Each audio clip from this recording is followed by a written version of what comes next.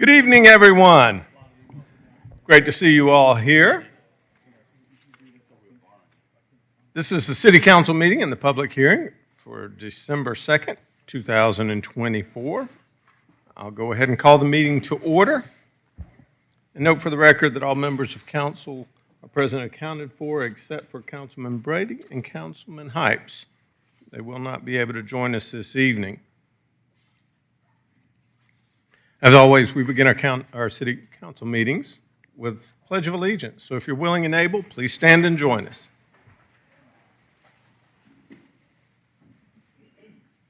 I pledge allegiance to the flag of the United States of America and to the republic for which it stands, one nation, under God, indivisible, with liberty and justice for all.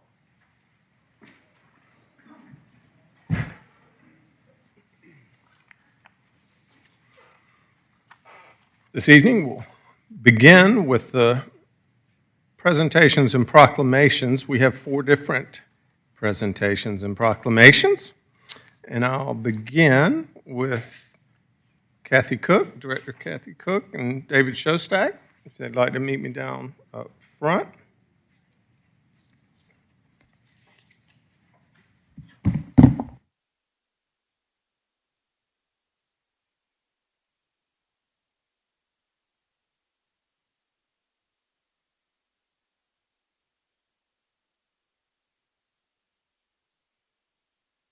You.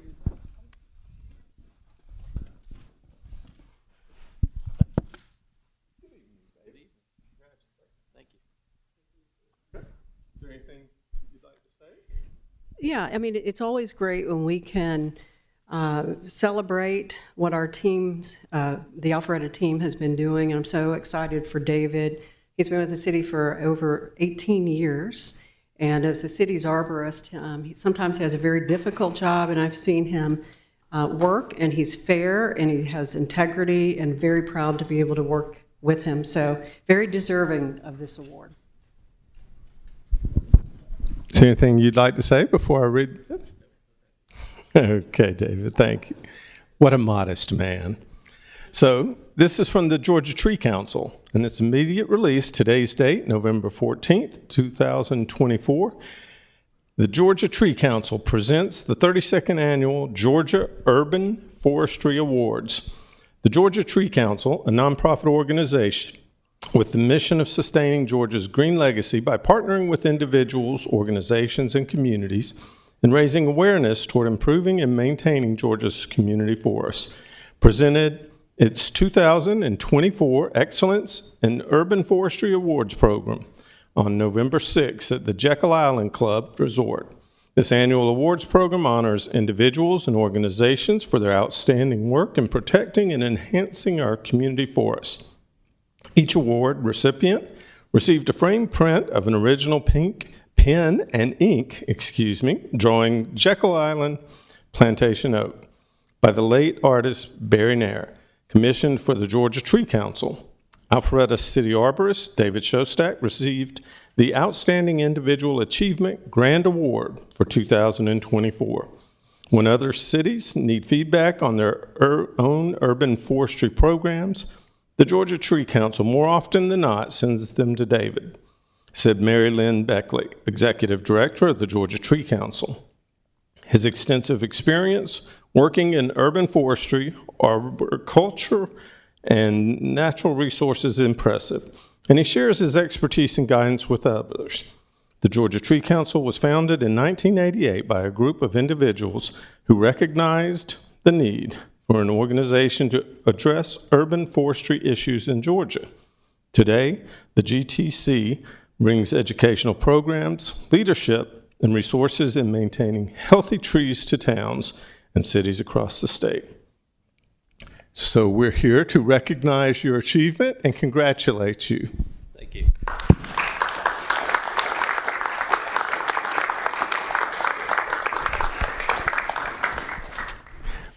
We're very appreciative of David. And in government, you often hear it from both sides, and he gets it from both sides, and he takes it very well, and he's extremely professional regardless of the circumstances. We're very grateful for your service. Thank you. welcome. Picture.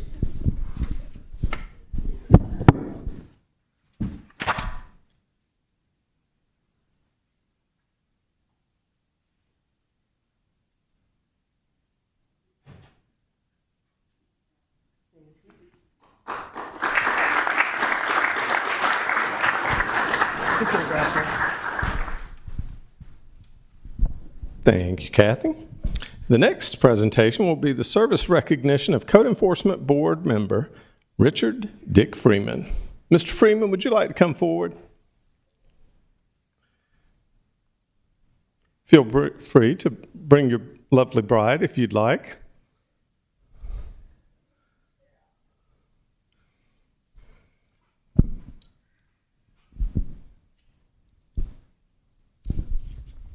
Is there anything you'd like to say?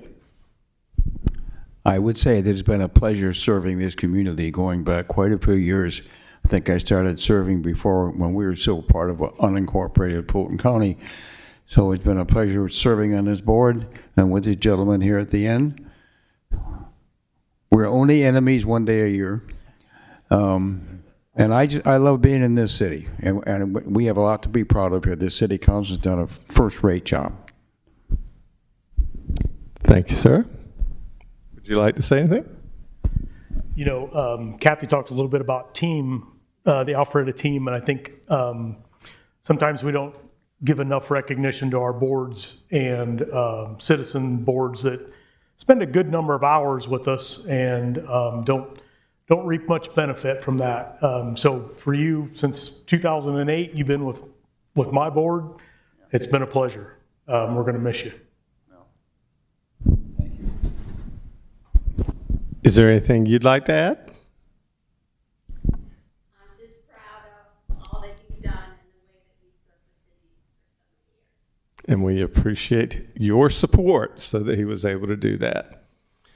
So that being said, I'll read this as the mayor and city council of the city of Alpharetta, Georgia hereby recognizes Richard Dick Freeman for your commitment and service to the city's Code Enforcement Board from May 5th, 2008 to December 31st, 2024. Your contribution to this board are evidenced by the superior quality of our city, and we sincerely appreciate your hours of service to our community. Signed, Jim Gilvin, Mayor of City of Alpharetta, and all our city council members. Thank you very much. Thank you.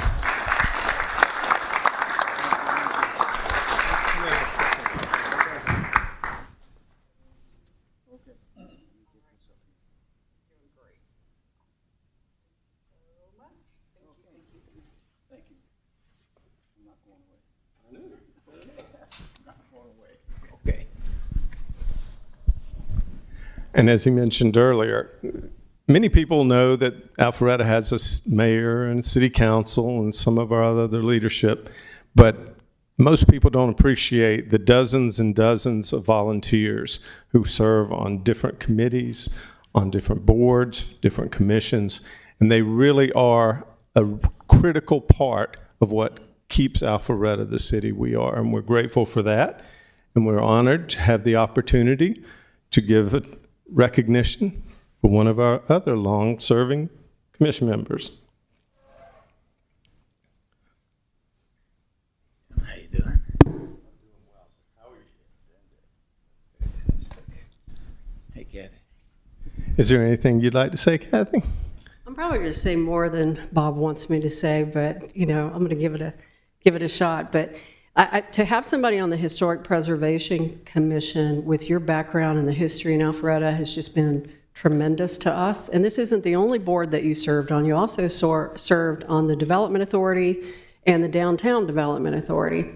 You're also the largest property owner in downtown, property on Main Street, Roswell Street, throughout downtown.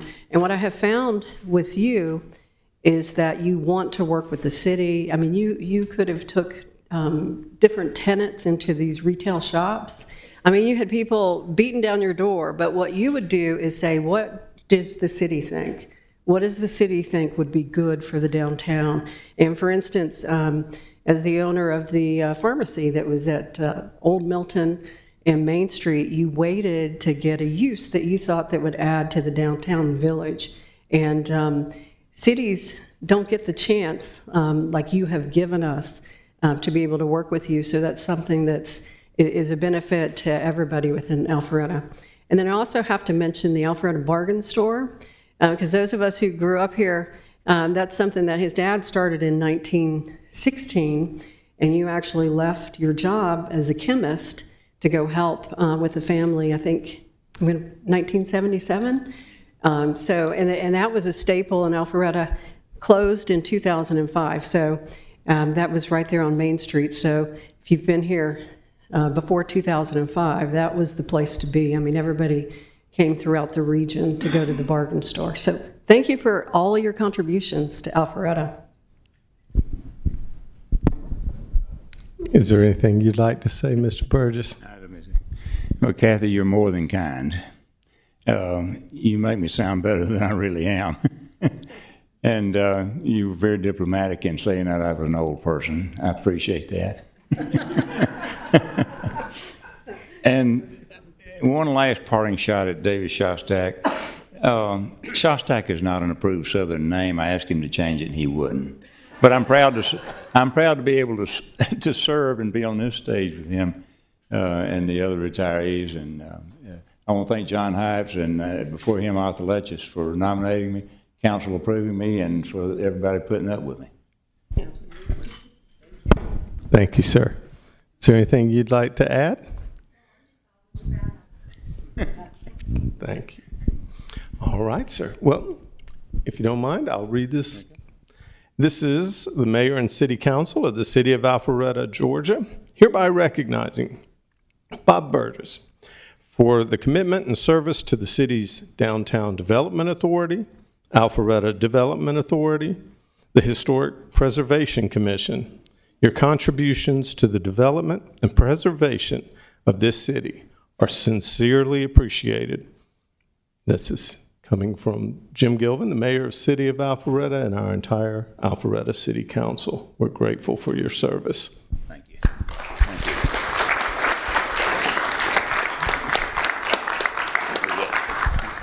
Hold on. Can I get your picture? Didn't happen if we don't have a picture.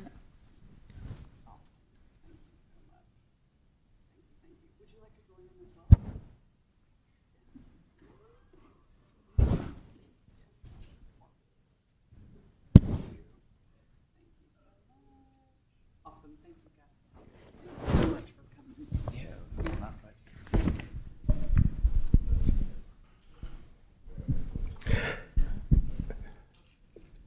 Next on our agenda is the presentation for Tech Alpharetta recognition of Synaptrix. So I'll ask our Economic Development Director, Charlie Jewell, and Mayor Pro Tem, if you'd like to join us as liaison to economic development.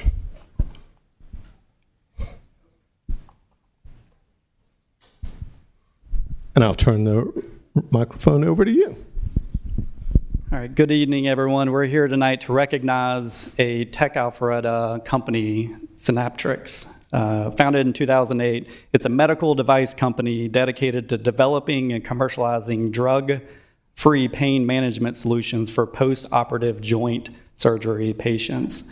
Their groundbreaking work addresses a critical need in the healthcare industry, and we're proud that this journey began right here in Alpharetta. Over the past 18 months, the company has been located in the Tech Alpharetta Incubator, where it has benefited from educational programming, mentoring, coaching services tailored to support early-stage tech startups. Recently, Synaptrix announced the first close of a Series A funding round, raising an impressive $10 million. This milestone marks a significant step in the company's growth and maturation. With this success, the company is now spinning out of the Tech Alpharetta Incubator and establishing its own office space right here in the city of Alpharetta. We congratulate them on this achievement and are thrilled that they are deepening their roots here in the city. And with that, I'll give them an opportunity to introduce themselves. Thank you. Thank you for the recognition. It means quite a bit. We've been working hard at this project for a while. What this project is was already mentioned, but what it is it's a little needle-based stimulation technology that we can put on a nerve, peripheral nerve, and cancel pain out, right? So suppose you have a bee sting, we're able to take this little needle, put it on top of the nerve, deliver some type of electrical stimulation, and erase the bee sting. But still, you'd still be able to move if it's on your leg, you'd still be able to move your leg and feel the bug walking around on yourself. So we're using it on people undergoing TKA procedures, total knee replacements. It's extraordinarily painful. We've done it a bunch of times so far, and it's been extraordinarily successful. So much so that we got funded to commercialize it. So with that, thank you for the recognition. So again, Eric Shepis, I'm the CTO of the company. Thank you, Eric. Thank you. So I'm Shami Sastry, the CEO. So this wouldn't have happened without this guy's brain and great work. So thank you to Eric, of course. And of course, we have Juliana here, who's joined us as an engineer. We are moving from the Tech Alpharetta space, but we spun this out of Avanos Medical, which I think you might know is a large medical device company here in Alpharetta. And within those confines of that kind of organization, you have a cafeteria, you have a nice place to go, you have a parking space, you have a lot of great things. Well, when we spun it out, we were released into the wild. We didn't quite know where to go, where to park, or what to do. And that's what Karen did for us. So she provided a really great space where we could continue to build this company to the point where we could, and really practice our pitch, to build this company to where we could get someone to believe in us, to bring money to the table and invest. And we're going to create value for all these investors, and we're more than happy to do that as a team and as we grow. But it wouldn't have happened without Karen and Tech Alpharetta. So thank you. You say what?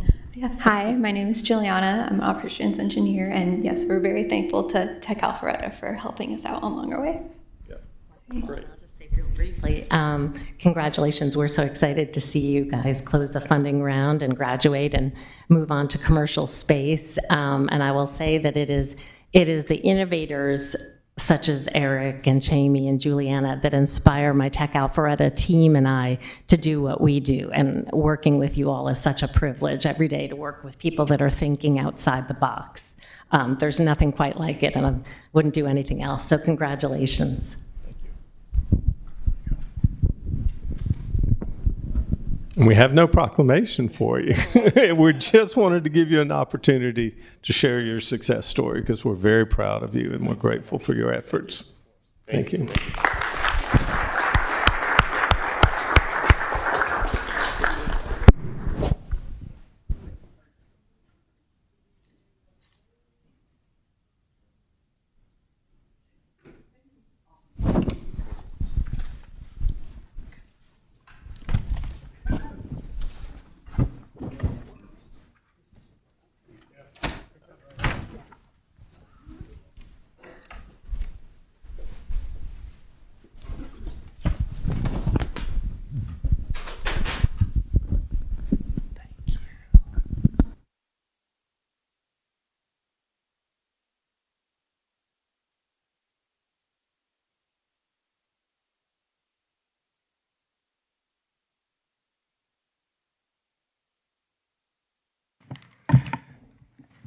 So the next item up on our agenda this evening is the consent agenda.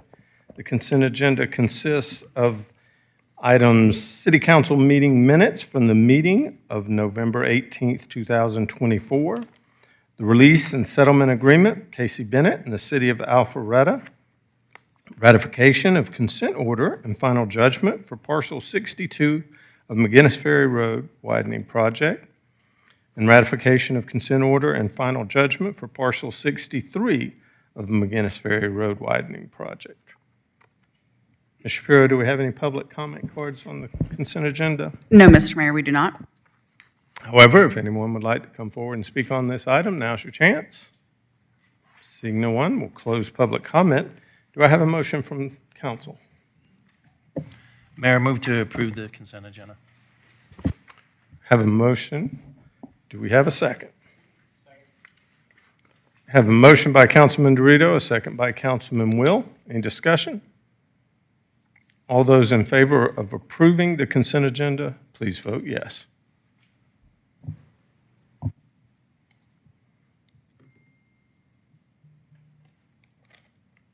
And it does pass unanimously. So that wraps up the consent agenda, and we'll move on to the public hearing portion of tonight's meeting. Ms. Eswine, if you could, please announce the public hearing procedures for everyone. An individual requesting to be heard on a matter related to the purpose of the hearing must be recognized by the mayor before addressing the city council. Upon rising to speak, the speaker must identify himself or herself and furnish a home or business address before proceeding with any comments or remarks. The council will allow the proponents a total of 10 minutes to speak in support of an application. Opponents will be allowed 10 minutes to speak in opposition. Comments are accepted first from the applicant, followed by persons speaking in favor, and then from those in opposition. Upon conclusion of any opposing comments or presentations, the mayor will allow the applicant to offer rebuttal if any time is remaining in the original allotted 10 minutes. Thank you, ma'am. Mr. Woodman, I believe you have the floor on this item.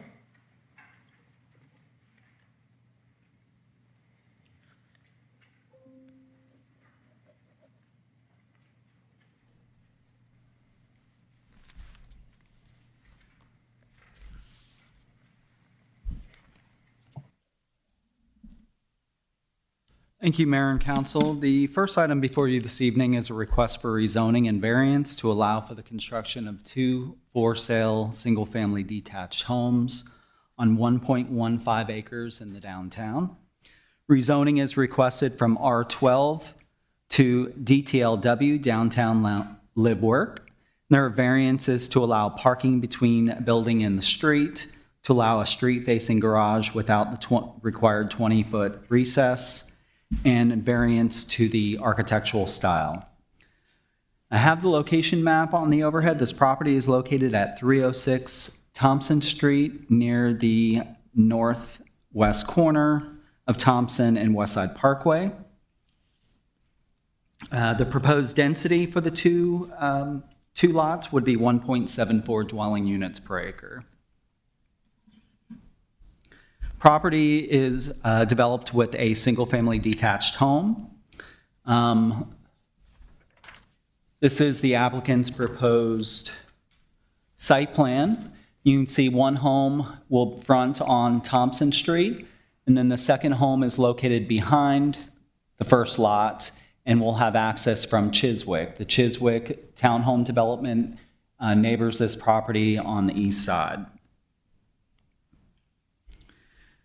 The 2 lots have an average lot size of about 25,000 square feet, so they almost double the minimum lot size allowed under the current zoning of the property, which is R12.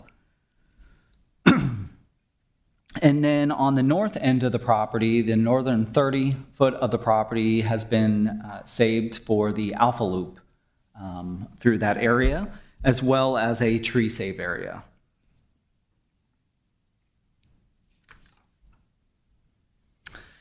Stormwater management will be dealt with in underground facilities on each lot. This is the applicant's proposed renderings of the home. So this is the home that would face Thompson Street. And the 2 homes are in the arts and crafts style, which is the style that was approved at the Boise development. And this is the home at the rear. This is the home that would be accessed through the Chiswick development. You can see the home on lot 1 is up here. This is the home that's on facing Thompson.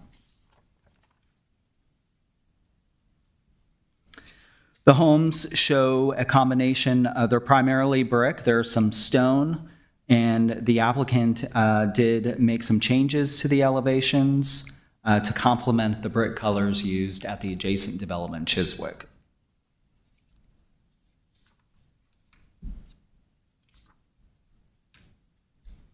Of course, looking at the review criteria for rezoning and variance, we found that the zoning proposal is consistent with the future land use designation of the property.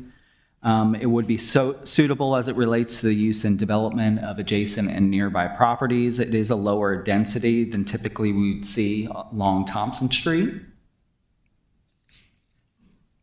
As I mentioned, the lots are nearly double the size that would be allowed under the current zoning of the property, and we do not believe that it would cause an excess demand on public facilities and services. I think the long, narrow shape of the lot contributes to some of the variances being requested by the applicant. The applicant did provide a citizen participation report. They indicated that they held a meeting with the Academy Park HOA. The board voiced concerns over erosion, tree removal, and opposition to the Alpha Loop extension. And the board did request a fence along the rear property line. Staff receives correspondence from Empire Communities on behalf of Chiswick, and Empire requested that 6 conditions be added to the conditions of zoning should this request be approved, and those 6 conditions were added by the Planning Commission to the conditions in the staff report. This item was also shown to the public at the May 8th Community Zoning Information Meeting. There were several public comments in support and in opposition with concerns over tree impacts. The Alpha Loop, it's kind of split on the Alpha Loop. There was a contingent that wanted the Alpha Loop to remain along the northern portion of the property, and there were some that didn't want the Alpha Loop to be located there. Other concerns that were mentioned during the CZIM were stormwater, a request to install a fence adjacent to Academy Park, and there were concerns with the architecture variance. The initial architecture that was submitted on the 2 homes with this request was a modern architecture. That architecture variance was not supported by staff, and ultimately Planning Commission did not recommend approval of that part of the variance. This item went to Planning Commission on June 6th of this year. There were several public comments at the Planning Commission meeting with similar concerns that I've stated that came out of the CZIM as well as the applicant's outreach. Ultimately, Planning Commission recommended approval of the applicant's request, but denial of the variance related to architecture. And again, the architecture that was shown to Planning Commission was modern architecture, not the architecture that the applicant is showing here, which is the arts and craft style.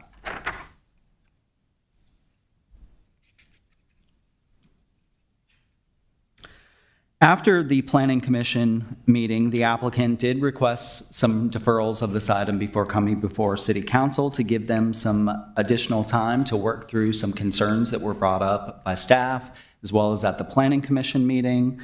And the applicant was able to modify their request. Again, they changed the architecture to the two styles, or the style that you see here, again, the arts and crafts style. The other issue was the applicant had previously showed construction access through the Chiswick neighborhood on Lot 2. So they are proposing access through Chiswick, of which there is interparcel access granted on the Chiswick side to provide access to this portion of the lot. However, the applicant also wanted to be able to have construction access through Chiswick during the construction of this home on the northern part of the lot. The applicant was able to modify the site plan and provided a temporary construction easement along the east side of Lot 1, so the construction access for Lot 2 would go through Lot 1 from Thompson Street. And with that, the Planning Commission recommendation was to approve the applicant's request and deny the variance requests related to downtown architecture.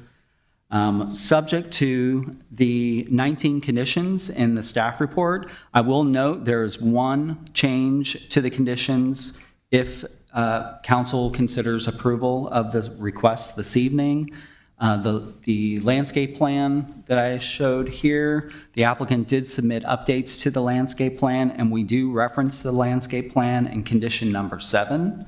So if approved, we would ask that you change the date referenced on the landscape plan from 11/14/24 to 11/22/24.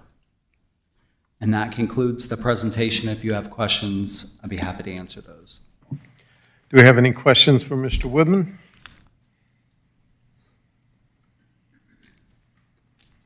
Thanks, sir.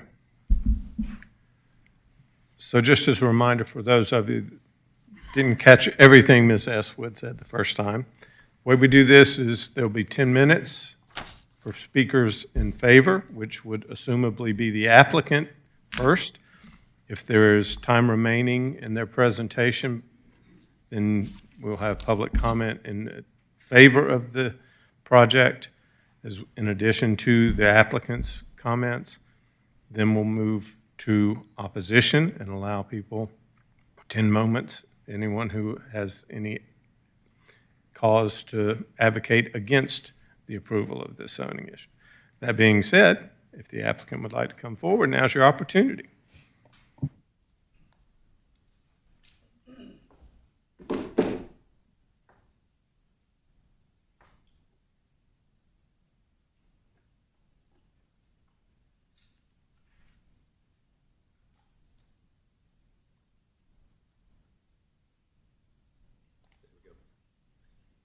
Mr. Mayor, members of the City Council, my name is Ethan Underwood from Miles Hansford.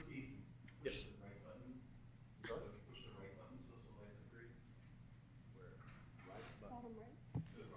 There we go. All right. Thank you. Again, Ethan Underwood with Miles Hansford. Our Alpharetta address is 178 South Main Street here in the city. We are pleased to bring Mr. Farrat's application to City Council. At long last, this has been nearly a year-long endeavor to try to get this right. But as stated, this is a 1.1 acre tract that is currently zoned R12. We are bringing a application to you that complies with the comprehensive plan, asking for DTLW for 2 homes. Now, these are a little hard to read on the screen, but what I would submit to you is the Planning Commission recommended approval of this site plan, not the architecture, but the site plan, because of these performance standards. What was expressed at that hearing was that this zoning category complies with the comprehensive plan and allows up to 8 units to the acre. And this is a rare opportunity on Thompson Street where you've got a developer who's saying they just want to bring in 2 homes. And we feel that brings a good architectural mix to the higher density that's surrounding the area as well. To facilitate this design, though, we had to ask for 3 variances, and we'll get into those in more detail. Staff showed the architecture that's being proposed in the arts and crafts style. Now, the variances that are needed to facilitate the architecture is, first, in order to have the motor court in front of the main facade of the house, that requires a variance. But because of the narrow width of the lot, it's impossible to be able to facilitate the construction access as well as the access that's needed for the vehicles and for a garage. So we're asking to be able to have the garage on front. Again, that's architecturally in keeping with the local design. Variance number 2, in order to have the parking on the front side of the building, that's also requested. So those are really that go hand in hand, variances 1 and 2. Now, variances 3 is a little bit more complicated. You may know that there is a list of allowed architectural standards in your Unified Development Code. There's also a list of architectural styles that are allowed in your Alpharetta Downtown Guidelines. Arts and crafts is allowed in your guidelines. However, it is not allowed in your code. And the code's very clear. It says if there's a conflict between the two, the code governs. So we thought that we were coming in finally with an architectural style that complied with what was looking for in downtown, but we do know that we do have to ask for this variance. So our position to you is, while the UDC has different architectural styles, your architectural guidelines do specifically list this, and this is the example that's listed in your architectural guidelines as you've seen other developments within the city. Again, what's been submitted, staff displayed significant landscaping, tree replacement, tree protection in the area. In working with neighbors, we actually had a 4th variance originally that was filed. It was one to eliminate the alpha loop, because we were told folks that the city might be looking at eliminate the alpha loop, and we had some neighbors that were in favor of it. But then in going back through the process, we got word that the city would like to preserve this portion of the alpha loop. More of the neighbors did in fact want that, so we eliminated that, went back to the drawing board, and brought to you a plan that shows the alpha loop being preserved. With that, it also brought in these new arborist designs to preserve trees in the area. Importantly, staff raised the issue about access from Chiswick. There is a plat on Chiswick. Chiswick's plat shows access. So we're not asking for a new access that was not in part of their original design. However, we are asking to be able to modify that.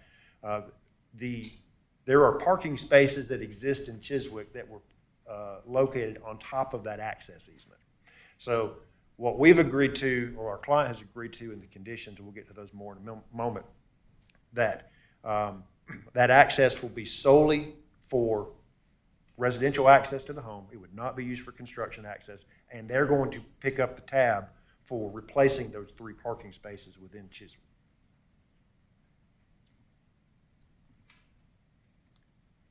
So with that, what we do want to state for the record, we worked many, many hours working with neighbors, and we made promises, and we want to make sure that those are addressed in the public record.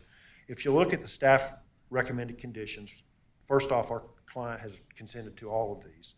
Condition number 11 states construction access for both homes shall be from Thompson Street. There shall be no construction access through the neighboring Chiswick subdivision. Again, there was agreement with Academy Park. Number 12 talks about an 8-foot fence along the rear property. We've agreed to that and asked for that to be in the conditions.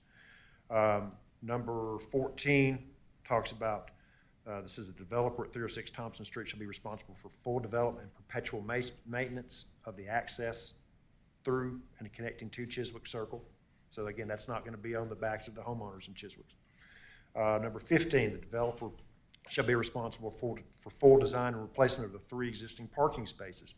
Again, the parking spaces were built on the easement, so we're working to relocate that easement, and our client is paying to replace those parking spaces for the residents of Chiswick.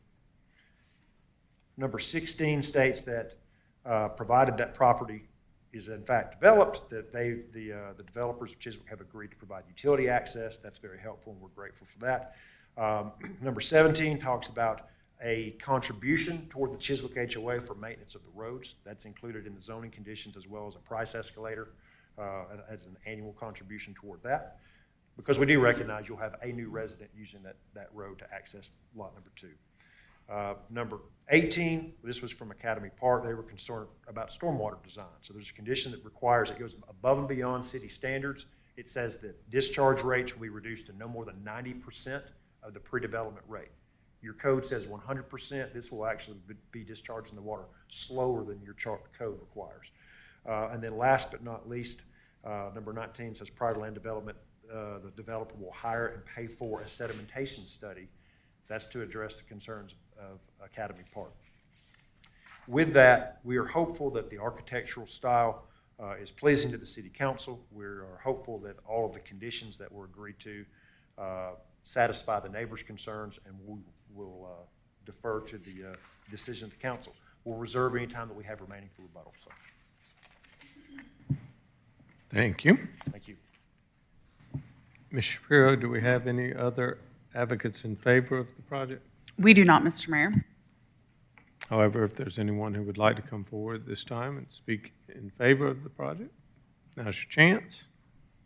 Seeing none, we'll close public comment. Ms. Shapiro, do we have any opposition? We do not, Mr. Mayor.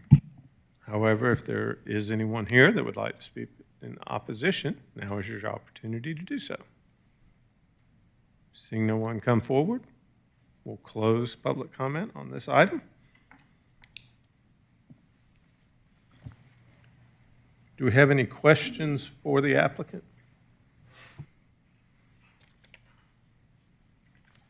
Thank you, sir, for being available.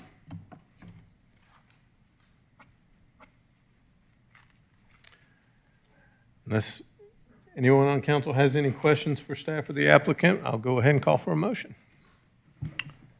Thank you, Mr. Mayor. I offer a motion this evening to approve Z-24-08/V-24-08 306 Thompson Street as presented this evening. Have a motion. Do we have a second? I'll second that. Motion is from Mayor Pro Tem Merkel. Second is by Councilman Mitchell. Any discussion? Seeing no one else, I'll just comment that I am very grateful, not only for the hard work of our staff, but the applicants and the neighbors all working together. It makes our job much easier when everyone can reach an agreement that satisfies everyone reasonably well, and nobody ends up too happy and nobody ends up too angry. So we're grateful for everybody, especially working together. That being said, all those in favor of the motion, please vote yes. And it passes unanimously. Congratulations, everyone. So the next item up on the public hearing is V-27-27, excuse me, let me start over again, V-24-27, 1555 Harvest Lane setback variance. Mr. Woodman, once again, you have the floor.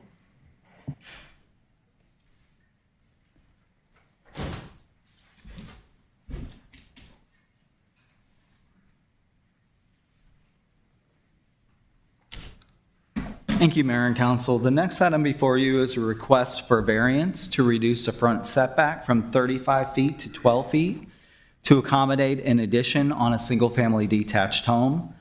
Have the overhead location map on the overhead. This property is located at 1555 Harvest Lane. This is in the Jennifer Oaks subdivision.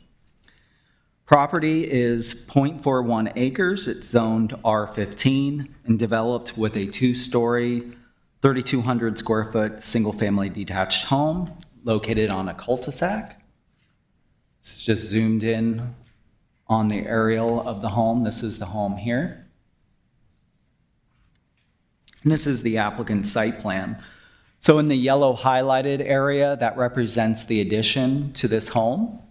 So typically we'll see additions on side or rear of the home. Sometimes you see them on the front, but usually you'll see them on the side or rear. This property, so triangular shaped property located on a cul-de-sac. It does have an intermittent stream as well as Faux Killer Creek that runs behind the property. So the property does have an unusual shape. The property is covered with stream buffer as well as floodplain. This is the floodplain line here, so you can see the home was actually constructed, partially constructed in the floodplain. So they're pretty limited on where they can add on to this home. So they're proposing to add on to the front and side of the existing home. It's a two-story, approximately 1,500 square foot addition on the front and side of the home. At this point here, the addition would be 12 foot from the front property line. The 35-foot setback, which represents this line here, that addition meets the 35-foot setback on the portion of Harvest Lane before it terminates into the cul-de-sac. So it's really only in this location that they're needing the setback variance.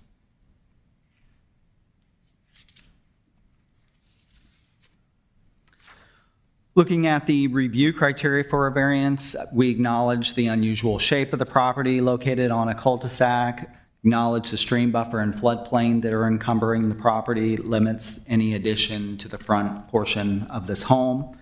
Property has some peculiar conditions due to the stream and floodplain. Also looked at the rest of Jennifer Oaks. So this is one phase of Jennifer Oaks, and then this is the phase of Jennifer Oaks that is accessed from or closest to Mid-Broadwell. But this second phase of Jennifer Oaks looked at that phase, and we did identify a few properties with similar setbacks that the applicant is asking for. So at 1575 Harvest Lane, the home there has a 15-foot setback from a cul-de-sac on Harvest Circle, which is here. 1700 Harvest Circle has a setback of 10 foot of the home from Harvest Lane. And then at 1605 Harvest Lane, there's a setback that was measured of 17 feet from Harvest Lane. So there's been some setback variances approved within this particular neighborhood. The applicant did provide a citizen participation report. They indicated that there were no comments received, but they did receive letters of no objection from 5 neighboring property owners, as well as from the Jennifer Oaks HOA. And then this item was shown to the public at the November 13th Community Zoning Information Meeting. There were no public comments at that meeting. And with that, staff is recommending approval of the applicant's request for variance. subject to 2 conditions as identified in the staff report. And if you have any questions, I'd be happy to answer those. Do we have any questions for Mr. Woodman? Councilman Will, you begin. A couple questions real quick, Michael. I assume that the existing house also doesn't meet the 35-foot setback. Would that be a fair statement? The existing house meets... In that corner only? The existing house encroaches into that 35-foot setback. So you can see that right here. Okay. And just for educational purposes, what is the purpose of the 35-foot setback? Why is it important? Why is it important? Why is it important? Yeah, sorry. So front setbacks, just a matter of it, visually what a neighborhood looks like. You want to have some consistency with the setbacks, so that's. So it's not structural or environmental or any other issues like that? There's no real environmental or structural issues involved there. Now, there are setbacks where the building code could require a certain fire rating based on the building being too close to the property line, but otherwise, it doesn't have anything to do with the structure. Okay, thank you. Mm-hmm. Any other questions for Mr. Woodman? Thank you, sir. Would the applicant like to come forward at this time?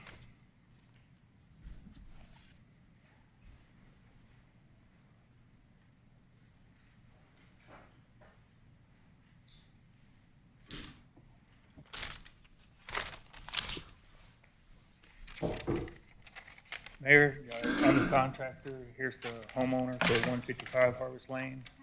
We didn't see any opposition so far, but we are here if anybody needs any questions. Do we have any questions for the applicant? Thank you, sir. Do we have anyone else that would like to advocate for the application? Seeing none, we'll close public comment. Advocacy, is there anyone here who would like to speak in opposition to the application? Seeing no one come forward, we'll close public comment on the item. Do we have a motion from council? Yes, sir, Mr. Mayor, I offer a motion tonight to approve the V-24-27 1555 Harvest Lane setback variance as presented this evening. We have a motion by Mayor Pro Tem Merkel, a second by Councilman Will. In discussion? Seeing none. All those in favor, please vote yes. And it does pass unanimously. Congratulations.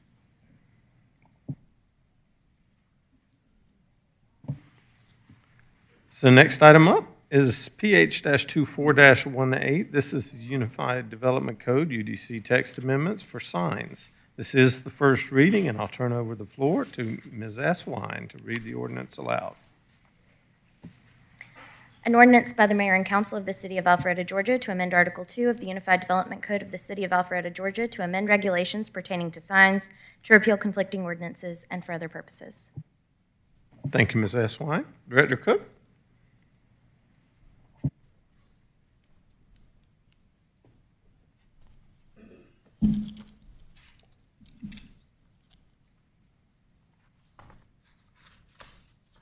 Mayor and Council, the next item before you is a recommendation to a change to the Unified Development Code. Specifically, staff is recommending text amendments to the code to Article 2, Section 2.6 signs, amending regulations pertaining to flagpoles and cinemas or theaters. And one of these is really a cleanup item, but we were looking at the cinema, how we've listed signs allowed for a cinema, but we don't have a definition for cinema. But we do have a definition for a theater. So that's a cleanup to make sure that what we state within the sign regulations of what's permitted at a theater, that we take out that language where it refers to a cinema so that that matches up with the definition. The other change that we are recommending is a change to UDC subsection 2.6.7, exemptions from permit requirements. And that's to amend the height of a flagpole on a non-residential property from the maximum building height in the applicable zoning district, or 60 feet, whichever is less, to no more than 35 feet. So this is something that has been in the Unified Development Code since its adoption many years ago. What we have found is that most of the flagpoles that we have that are 60 feet are on car sales lots within light industrial zoning, or they're located within a school property, which is exempt from our ordinance. So a school would not have to comply with our ordinance. So we're recommending that that be changed to a maximum height of 35 feet for the flagpole versus the maximum of 60 feet. And those are the recommended changes. And this item was considered at the October 3rd Planning Commission meeting. There was no public comment. After discussion, the Planning Commission did recommend approval of the changes, and certainly answer any questions that you may have. Do we have any questions for Director Cook? Councilman Will. Kathy, I'm confused. You said we did have flagpoles that were over 60 feet on car lots, but this would mean they'd have to take them down? No. Anybody that has an existing flagpole, this does not impact them. When I brought up the car lots, I said that most of the locations that we have that have flagpoles higher than 35 feet, they're located on a car lot. It doesn't impact those. But they're not exempt. Car lots are not exempt, right? No, but they already exist, and those flagpoles exist. Is there language in there that grandfathers them in? Because I don't see that. Well, they already have a permit. They already have a valid permit, so we would not need to put any language in there saying that it's already. I mean, anytime we change the code. I'm looking at Molly to make sure that makes. Ms. Eswine, would you like to give a legal opinion? Yeah, I think Kathy was about to get to it, and she'd be right. When we make a code change, if someone is already there, it would be then a non-conforming use, if it's a land use issue, and otherwise, if we're regulating something that is already in existence, the regulations don't affect to take that away. And that doesn't in this context. That stays with the property. In other words, if the Buick dealership closes and the Ford dealership opens up, it's a new business. The flagpole, as long as the flagpole is still there, and I haven't reviewed this exhaustively, so I'm going to trust Kathy on this, but as long as the flagpole is still there and it's still in use, it's not discontinued, it's not taken down, then yes, I would agree that the flagpole is not going to be ordered by the city to be taken down. Thank you. Any other questions for either Director Cook or perhaps Ms. Eswine? Thank you. Thank you.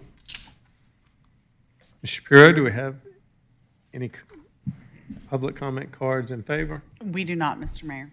However, if there's anyone in favor, now's your chance to come forward. Seeing none, we'll close public comment. Do we have any public comment cards in opposition? We do not, Mr. Mayor. However, if you're opposed to this item, now's your chance to speak up. Seeing none, we'll close public comment. Do I have a motion from council? Yes, sir, Mr. Mayor. Offer a motion this evening to approve PH-24-18 Unified Development Code text amendment signs as presented this evening by Ms. Cook. I'll second that. We have a motion by Mayor Pro Tem, second by Councilman Mitchell. Any discussion? All those in favor of the item, please vote yes.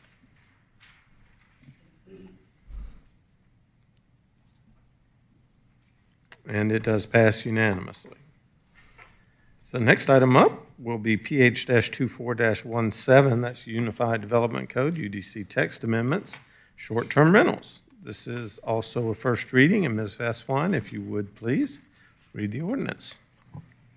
An ordinance by the City Council of the City of Alpharetta, Georgia, to amend the Unified Development Code of the City of Alpharetta to establish short-term rental as a permitted use for certain properties, to provide for relevant definitions, to establish regulations for use of property for short-term rental, to repeal conflicting ordinances, and for other purposes. Thank you very much. Director Cook, you have the floor. Thank you. Mayor and Council, in response to questions and concerns from the community regarding short-term rentals, City Council had directed staff to research the topic and then reach out to the public and bring forward a recommendation on how best to manage the use. And we did host a meeting with stakeholders to seek feedback. We've had multiple exchanges by email, so a lot of public input with our recommendations. We had short-term rental owners and operators that voiced concerns with limiting the number of short-term rentals that one owner could have, but we also had residents that voiced concerns of how it would change the character of their neighborhood. So those were some of the concerns we took and considered when we came forward with our recommendation. Staff is proposing to allow short-term rentals in all residential zoning districts, but with a 5% rental cap in platted subdivisions. In addition, annual licensing would be required for short-term rentals, which includes operational requirements.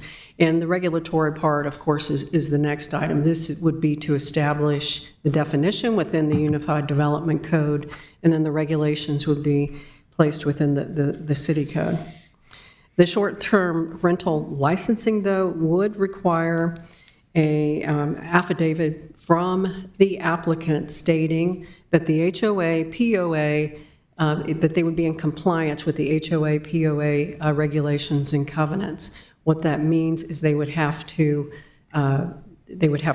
verify that it's not prohibited within their subdivision. So although we're putting this ordinance, recommending that this ordinance be in place, the HOA and POA is the controlling factor, because if they don't allow it, then they would not be able to have up to 5% within a platted development. And just a little bit of the numbers that we found. There are 339 platted subdivisions in the city. We found that about 38 of those subdivisions have short-term rentals. So of the 339, a little over 10% have short-term rentals. We did find that 6 are not in compliance at this time with the maximum 5%. However, if they legally exist now and have been paying those taxes on a short-term rental, then it's possible that they could be grandfathered through that process.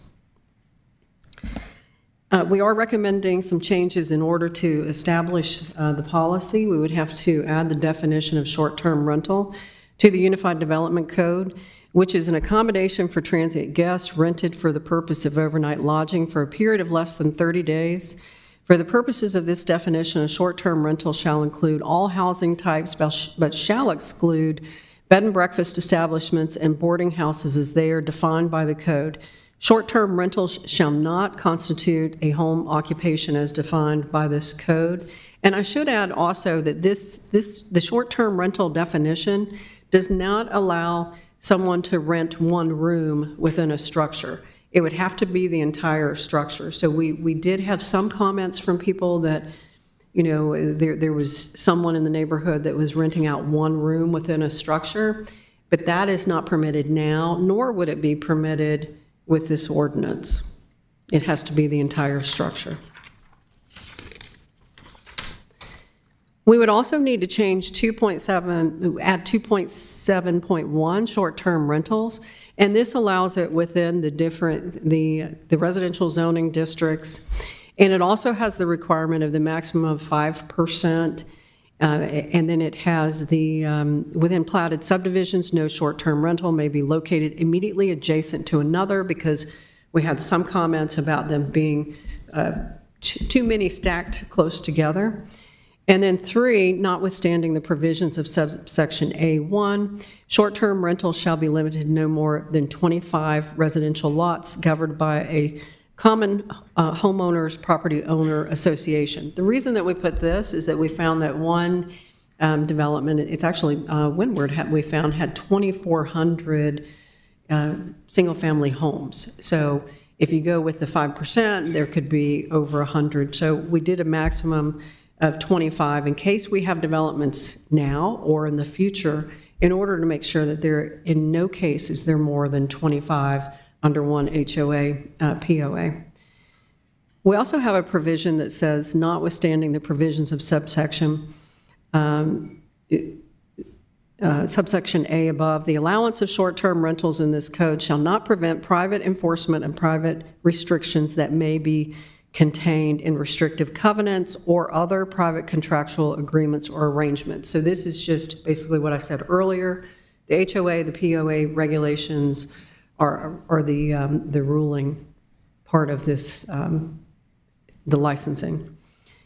And then we also had to provide a way for exceptions. So if somebody wanted to come forward with a variance to the 5%, how would that be handled? So we added the 4.5 to the existing exceptions section. We added what that would look like coming forward to the city council for that request. And I think I stated earlier, there's a total of 89 within the city of the short-term rentals. This would not regulate if you were not, for a parcel that was not located within a subdivision. We have about 295 parcels that are not located within a platted subdivision, but interesting enough, we didn't find any of the 89 existing located on a standalone parcel. This item was considered at the November 7th Planning Commission meeting. There were several public comments with concerns over a commercial business operating in a neighborhood, quality of life impacts to surrounding neighbors with noise, traffic, and parking, difficult and costly to change HOA covenants to address short-term rentals. Enforcement, they said, would be difficult. Use should not be allowed, and how the grandfathering will work. We also had some people in support that said that some people, they depend on that income from the short-term rental. After discussion and consideration, the Planning Commission did recommend approval. A vote was 4-3. And I will state some of the comments that we heard is that this would be too difficult to enforce. This is not difficult for staff to enforce if the council wants to approve what we're putting forward. We have a GIS system, we have a planner that can easily keep up with the percentage. It's an easy calculation because we have all of that data in front of us. So we don't see an issue of licensing. I mean, we do that currently for the spa and massage, alcohol ordinance licensing, so several different processes. But I'll be glad to answer any questions you may have. Councilman Dorito. Thank you, Mayor. Thank you, Ms. Cook, for your presentation. I have a number of questions. First and foremost, regarding the 5% rental cap that's been considered in the first reading. And so I hope some of these don't pour into the next ordinance we're going to read, which is basically in concert with this one. How does that impact, because most of our covenants in HOAs or POAs in the city require no more than a 10% rental within communities, platted communities in the city. Should we have something that protects, for example, you take my community, we're at that 10% limit. We have, I think, one hardship above that, whatever.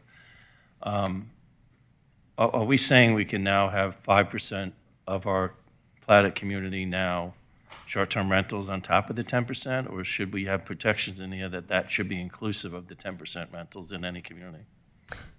And the city attorney may have to help me if I'm incorrect, but a lot of these subdivisions, and probably Braden, probably the newer ones, have a maximum of 10% rental. Right. So I'd have to look at how that was conditioned.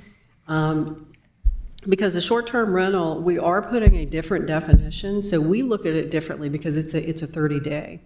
You know, your covenants may address that the 10% is for long-term rental, so you may have HOAs that address it differently, and that's why it's important to us that an applicant actually has to have that sworn affidavit saying that it's permitted, because there could be instances where it's different. Generally speaking, even a short-term rental for less than 30 days, if it is a successful short-term rental, I would assume they're going to rent it 30 days and another 30 days to someone else or whatever.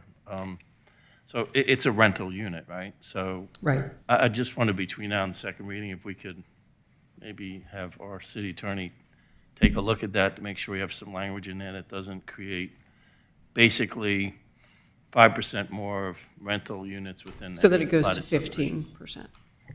I agree with Director Cook. I think it would come down completely to what the covenants say in each individual subdivision. And it could be different. It just depends. I mean, if it said there shall be no more than 10% of the units within the subdivision that are rented to, anyone other than owner occupancy, then I think that the 10% would control, and you probably It would cover wouldn't. the 5% within the 10%. But the 5 would be encapsulated in that. But without seeing them, I can't say. And ultimately, I don't think, well, I'll get to that. There's the section that Kathy read in the UDC that says that this doesn't prevent the enforcement of the private arrangements is law and binding whether we put it in the ordinance or not. And so we're not at all restricting what HOAs can or may choose to enforce. Okay. The annual licensing, how does it apply to grandfathered properties? Would they, if this gets passed, would they then, the grandfathered short-term rentals currently in the city, would they still be required to license? As currently drafted, yes. So the licensing ordinance is drafted for an annual renewal. And so just like any other type of use that the city might have where someone ends up grandfathered in, if they were subject to, say, like the alcohol license, maybe the use isn't allowed in their zoning district anymore, but they've had a restaurant and had an alcohol license, they would still have to come in and apply for their alcohol license on an annual basis, even though maybe the use is now a non-conforming use, it would be the same. With respect to the non-plotted subdivision homes in the city, I think there's 300 and something, 389, if I remember. 295. 295. How would they get treated under this new ordinance and licensing provisions? So with the 295, those are not within the final plat, so they don't have that requirement for the maximum 5%, so they could apply for an ST, for a short-term rental. Okay. And when we did our research, we didn't find any that exist of the 89 that are not within a subdivision.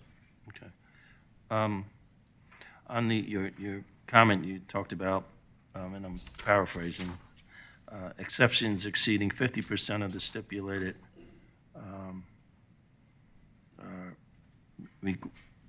50% of the stipulated requirement, which is the 5%. Are you saying below 50%, staff can make a decision to license those in and above 5% as long as it's less than 50% of the 5%? Is that that language means? No, so this exists within our code now, because right now, if it is 50%, up to 50%, then somebody would go to the Board of Zoning Appeals. So right now, if you had a front setback variance that was up to 50%, that would go to the Board of Zoning Appeals. So this part's not new, but what is new is the section we added here, the maximum number of short-term rentals, so that can come forward with an exception. So this would go to City Council. Okay, thank you. Councilman Mitchell and then Councilman Will. Thank you, Kathy. Currently, out of all the short-term rental businesses that are within the city and that we've reviewed as far as online through Verbo or whatever agency, are there any that are not licensed today? We don't have a licensing program in place. So if the council approves the ordinances, of course, with the second readings, then we will start that process. But currently, they require a business license, right? No. They don't? Okay. There are no regulations right now. Okay. So what's our procedure to move forward and make sure all of these businesses get licensed? So if this is passed, we would do an updated search from the Granicus, which is a software that can help us identify where those are located, and we would immediately contact by letter, outreach, of course, by social media. So if anybody has an existing short-term rental, they can come in and start that process for licensing. Okay. Thank you. Councilman Will. Okay, to clarify, and I think this gets back to two issues. The first one is you made the comment that they might be grandfathered in depending on whether they paid taxes or not. Is that going to be the the justification for grandfathering is, did you pay taxes on your rental?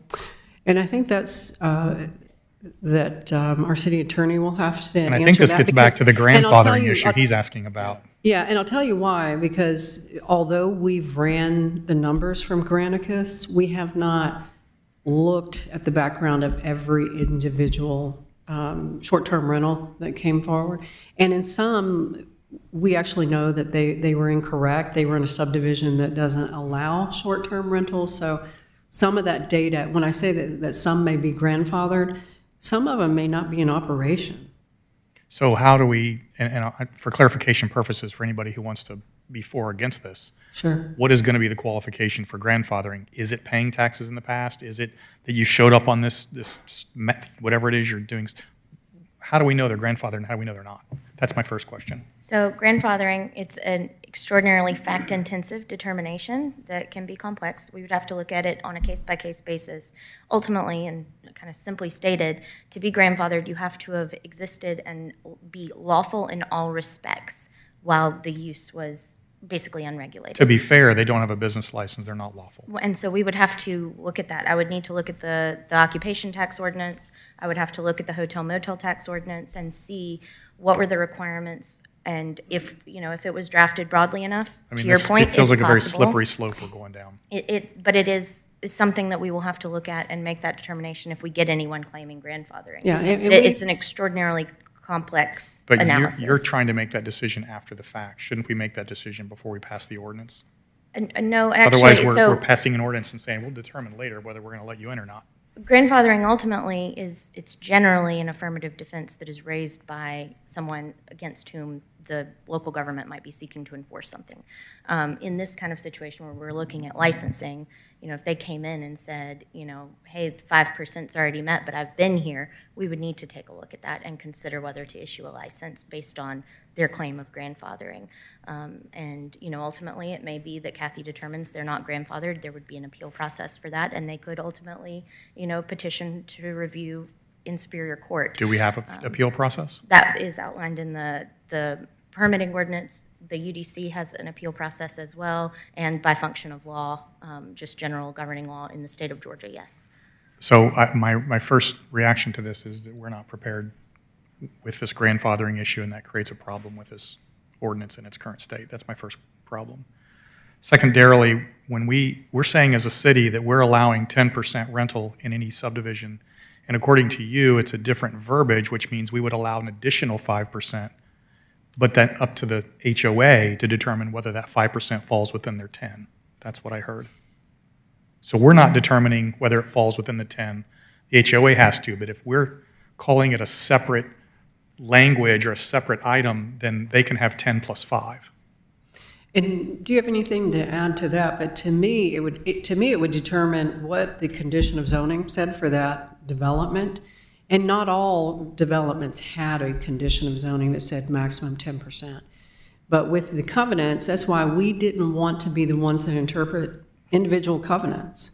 So it's important that we get that sworn affidavit from the person seeking the license, that they have approval from the HOA. I'm totally with you. I just want to make sure that as a city, we're saying if you already are allowed to have 10%, we're allowing an additional 5 unless you determine you don't want it. Ours is 5%. What No. we're going to look at is to make sure that it doesn't exceed 5% within that subdivision. That's what we're going to look at. But they're allowed 10% rental and then 5% short-term. That is for the HOA to determine how they're running in their development. And that was important to us too, because we wanted these HOAs to be able to make those determinations without more government into it. So to us, it was much easier not to interpret individual HOA regulations and covenants, but just to require that sworn affidavit like we do for many other licensing requirements. I'm with you. Okay. Because So we could look at 50 different covenants and they would all probably be have some kind of difference to them. Okay. May I offer a response to the please. first part of that? With respect to grandfathering, within land use context, there are all kinds of amendments to the code that you all adopt on a monthly basis, whenever it is that you adopt UDC amendments, that could have implications of grandfathering for some business or another. We don't always explicitly, and frankly, I don't know that we ever, set out the criteria for what we're going to say is grandfathered versus not. And there's a good reason for that, and it's that it is a fact-intensive question. So I have things that I will certainly look at with Kathy when that time comes, but it's not a one-size-fits-all situation within the UDC, whether it's for a sign, whether it's for a massage and spa, whether it's for short-term rental. And so that's why it's not in there. But I will add, because it might be something you're interested in, there are ordinances, short-term rental zoning codes that have been amended to add short-term rental as a use, where the governing body chose to explicitly say, we're going to say that if you were operating up until now, we're going to consider you grandfathered. I don't personally think that's the right approach, because then you are applying a one-size-fits-all, and there could be some users in there that weren't operating lawfully in all respects that wouldn't be entitled to that grandfathered determination, but by code application and revision, they said, you know what, we're just going to say you're all grandfathered. And instead of doing that fact-intensive application that I was saying. And I appreciate that. My challenge is that we've thrown words around tonight, like if they paid taxes or if they are lawful, and in both cases, they're not. So if we're going to say those, then are we willing to back that up and make that the rule? Or should we forget what we said and we'll go back to it's going to be a case-by-case basis? I just don't want to put out something that means one thing in the words we say, but we're not really backing that up with what we're going to do. Does that make sense? If I could bring this to a point, what Molly says is what we do. So I think Kathy Cook was trying to give us an oversight of this is how it would function. And Ms. Eswine has said there's legal precedent to set forward about what is allowed in grandfathering. So she's made it about as clear as we can possibly make it at this point, because she's written what's in the code and she knows what the legal precedent is. It's going to be a messy process to go through and try to do that one by one. They can't give you a clearer answer, I don't think. Okay, thank you. Councilman Mitchell? I'm glad we're taking this on. The more popular our downtown becomes, the more verbos and short-term rentals have become. And you look at other areas.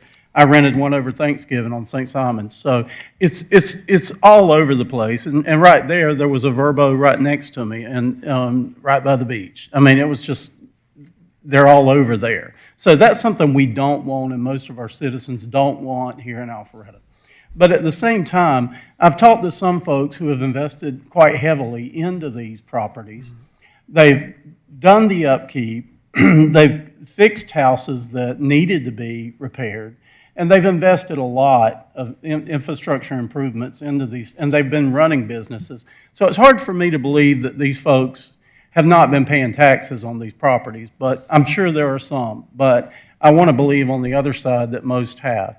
But it's also to say that they're not lawful when we haven't had a licensing ordinance. It's kind of like how can you be lawful if you don't have a license? So once we put this in place, it will be a laborious process to kind of figure out. But I hope that we will give them a certain amount of time to get legal and to see which ones have been profiting and running a true business so that they can be grandfathered in. But we're also setting something in place for the future that will respect our neighborhoods and respect the HOAs and their desires for their community.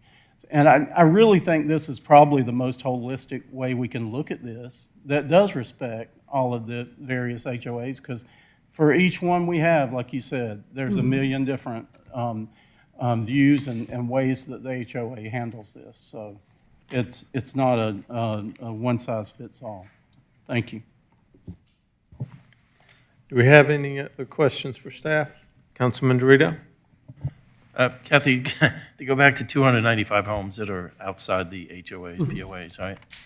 Should we not have something that at least codifies how those are treated under this ordinance? Because right now, I think there's a big hole in the ordinance for legislating those. For example, the language associated with not having adjacent short-term rentals next door to each other, things such as that. I mean, I would like to see between now and the second reading some sense of language in here that protects the city and the residents to maintain that community environment and make sure that we are not, you know, trying to solve a problem, right? But by not addressing that, we're probably potentially creating a problem that we're going to have to deal with in the future. We didn't, when we did our research, we didn't see it as an issue, and I think the mayor had brought that up at the workshop. So we looked at the parcels. They're large parcels. They're, you know, not within a subdivision. So we didn't see an issue with that. I mean, that's something we could continue to monitor to see if there does become an issue. And we also didn't find any short-term rentals on those individual parcels. What we did find, the majority and the 6 subdivisions that exceed the 5%, they don't have an HOA in place. They don't have a POA in place. So those were, you know, some of the developments that came out and gave the comments, like, I don't want my entire neighborhood, you know, to become short-term rental. So honestly, that was our focus, to make sure that we did something that provided these protections for the areas that we're seeing that do not have the HOA, POA in place, so we could get something in place. We could continue to monitor those other, the 295 not within a subdivision, and if it does become an issue, we could bring something forward. But just like Councilman Mitchell stated, it's a big concentration around downtown, is where we're seeing. And just one other question. I'm assuming the hotel motel excise tax would apply to these short-term rentals under the licensing? Yeah, and that's the tax that, or you want to, that I was referring to earlier, not the property tax. Because even if you don't have a business license, if you are within the Verbo and Airbnb, then those taxes would be paid. It's a hotel motel tax, right? Yes. Okay, thank you. Any other questions for staff? Thank you. I know you and Ms. Eswine both have put in a tremendous amount of work, so I appreciate the efforts to this point. Ms. Shapiro, do we have any public comments in, I guess, advocating first? Yes, we have quite a few public comment cards, and first we'll go through the ones that were provided to me that were labeled in favor, and these are in order in which they were received. So the first is Essie Escobedo. And I know Mayor has explained this process a couple times tonight, but generally we do offer 10 minutes in favor of this, so go ahead and come on forward. In favor, yes. Just to be clear, there's 10 total minutes of comment, so yes, be respectful of the others that may want to speak. My name is Essie Escobedo, and I represent Somerset at Henderson Village HOA. I serve on the board. I have been living there for 24 years, and this has been a very, very important issue in our small little 63 homeowner cluster home community. Our covenants do not allow for any short-term or long-term rentals. What we have been advocating for, and I want to thank Kathy Cook for being so kind and patient in answering all of our questions. We, as a small community, we don't have a big fund to litigate against property owners who don't want to comply with our covenants.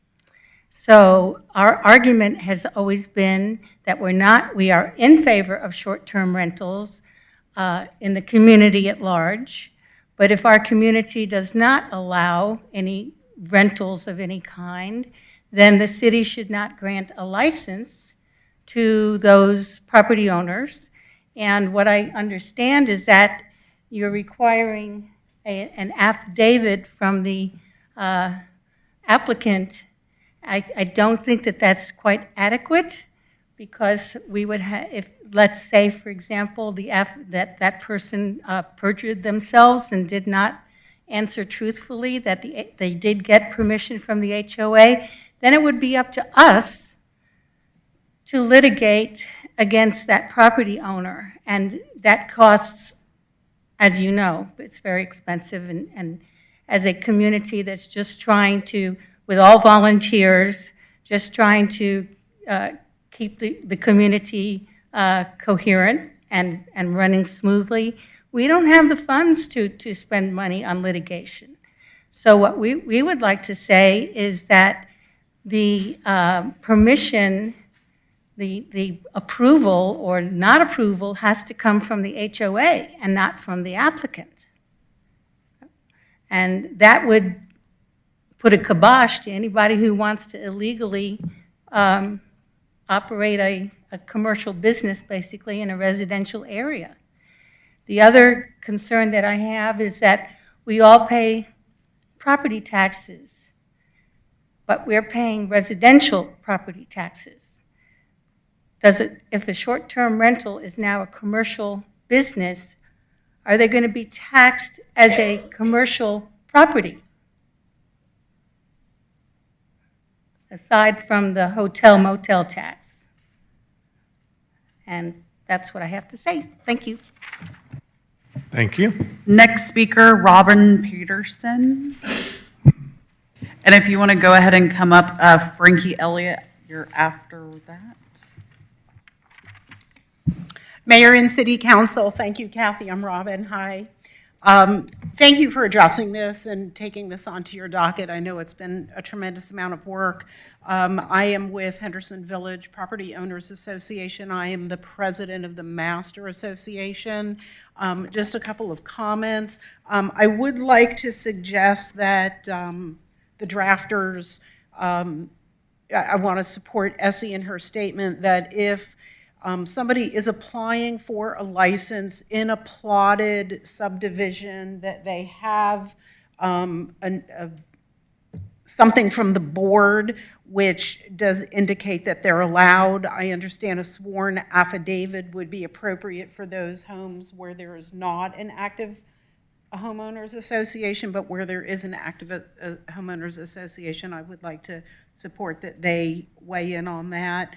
The other thing is that definitely would like to support the concept that the 5% rolls in under the 5% cap on short-term rentals potentially rolls in under a maximum 10 or 15 or 20 or 25% cap that any HOA has already established, that the 5% is not in addition on top of that. I would also like to, I guess, Molly, you're the lawyer. And so we spent considerable time and considerable money back in 2022 putting in leasing restrictions to our neighborhood. And we have, fortunately, one thing in there which does talk about short-term rentals. We do have a property which opened as a short-term rental before our covenants was enacted, which now hopefully prevents, with the exception of board approval, any other short-term rentals. My understanding from when we put the leasing restrictions into place is that the state of Georgia in 2019 had passed an ordinance which basically said even if subdivisions put in leasing restrictions later on, if something is already being rented or used as a rental property, that a homeowners association doesn't have the right to kind of kick them out. So I just bring that up. I would love to think we could kick out our short-term rental because there are some issues with it, but nonetheless. I think that's it. Just again, a big thank you. One last thing, and Kathy and I have been back and forth on this regarding this HOA approval. It's really buried. It's like buried super far. And so I would feel better knowing that the city does require something from an HOA in order to grant a license. And then I also want to just express concern that if there is a violator in a neighborhood who's going to address that? I mean, the board is probably going to know it first. Are we going to be able to go to the city and say, hey, listen, does this place have a license? And if they don't have a license, or they do have a license, but there's an issue, who pays for that? Is that us or the city? If I could recommend, let's give other people an opportunity, and we've got another reading to come, so you've got an opportunity to send follow-up emails and continue to send emails and support and ask questions. And then, yep, go ahead. Hey, thank you. My name is Frankie Elliott. I'm with the Atlanta Realtors Association, and I just had a few housekeeping items for the ordinance. And the first one would occur under Section 10, 433, property owners and the local contact person. Now, is this advocating for? Yeah, approving it. Okay. Yes. There's just more of housekeeping technical changes we'd like to see on it, if that's.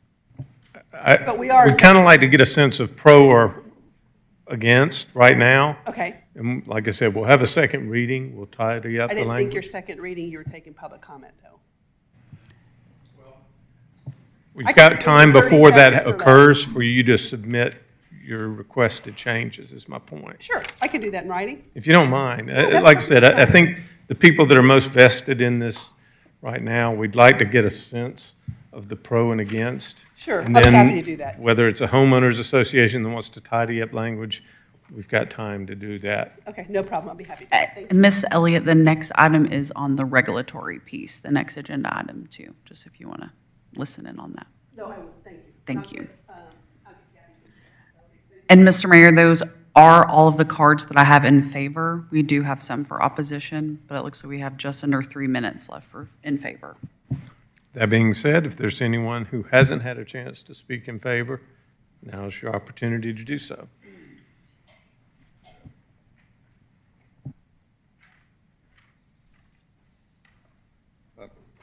Ed Unger, 300 Dashing Wave Lane in Alpharetta.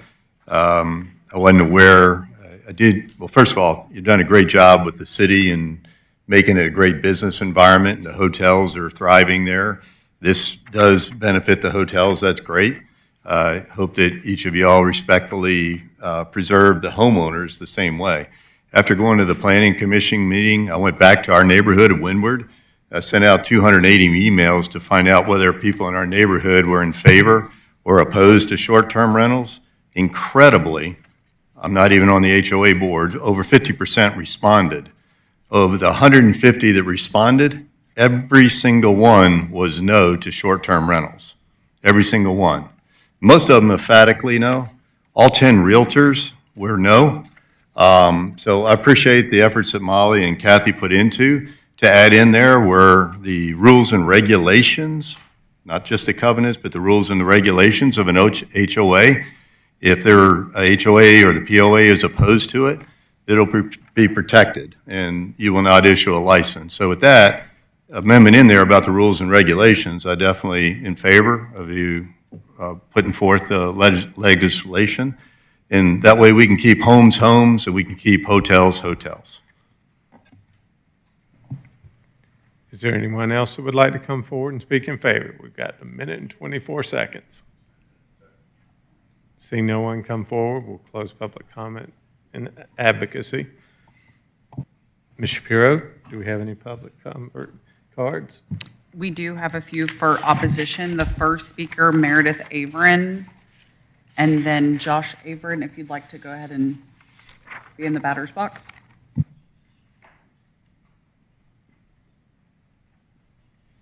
Hi, I'm Meredith Averin. I'm at 100 Crestwood Court in Alpharetta, and I'm speaking against a couple of things. First of all, the 5% cap, because there are so many short-term rentals that are above the cap already. I think it's a real hardship on current owners. I am a short-term rental owner, and I think we've been operating as lawfully as we can. We didn't need a license to begin with. We are paying taxes. And I think that there should be more clear language about grandfathering with regards to the cap. I myself am in support of HOAs being able to make their own rules. I respect that, and they should be able to limit rentals or short-term rentals how they want. I chose to buy my properties in a not HOA area, And I happen to be the only one in my neighborhood that has short-term rentals. But with my 2, that puts me at a 5.4% cap. So I'm just really concerned about grandfathering. We have, and I'm biased, of course, but we have the prettiest homes in the neighborhood. We took old homes that needed a lot of work. We had bats living in the attic. It was kind of a wreck when we bought these homes. But we've worked really hard and put tons of our money into making them beautiful. And I think that if you were to walk through the neighborhood, you would look at mine and think, wow, those are really pretty. So they're not an eyesore bringing down values or anything like that. And I think it's just a huge concern that because we're at 5.4% with my 2, which, by the way, only one of mine is on the map that you guys have, but I did email and let you know of my other one to disclose it because I am a rule follower and I want this all to work out. But yeah, that's my main concern is the issue, the language about grandfathering. And that's it.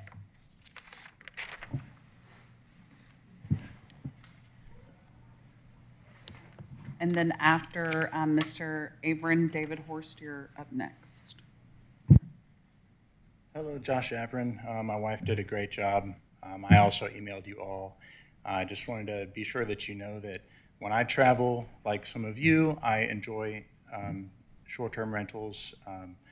It's good for my family. It's good to have a kitchen to use when you're out of town. You don't always want to be stuck in a hotel, and it's a really great way to be able to experience a city. I think not just as someone who lives there, but just, to see what it's like, for example, which we've had guests who do that, but also it's a great place for displaced residents who currently live here. If somebody has a pipe burst, if somebody has family coming in for Thanksgiving, whatever the case may be, it really does provide a wonderful experience that hotels really can't compete with. I think there's a special need for it, and I appreciate that you all are trying to help us preserve it in a responsible way. And like my wife said, we really are very concerned about the grandfathering, and thanks for all of your consideration and hard work on this.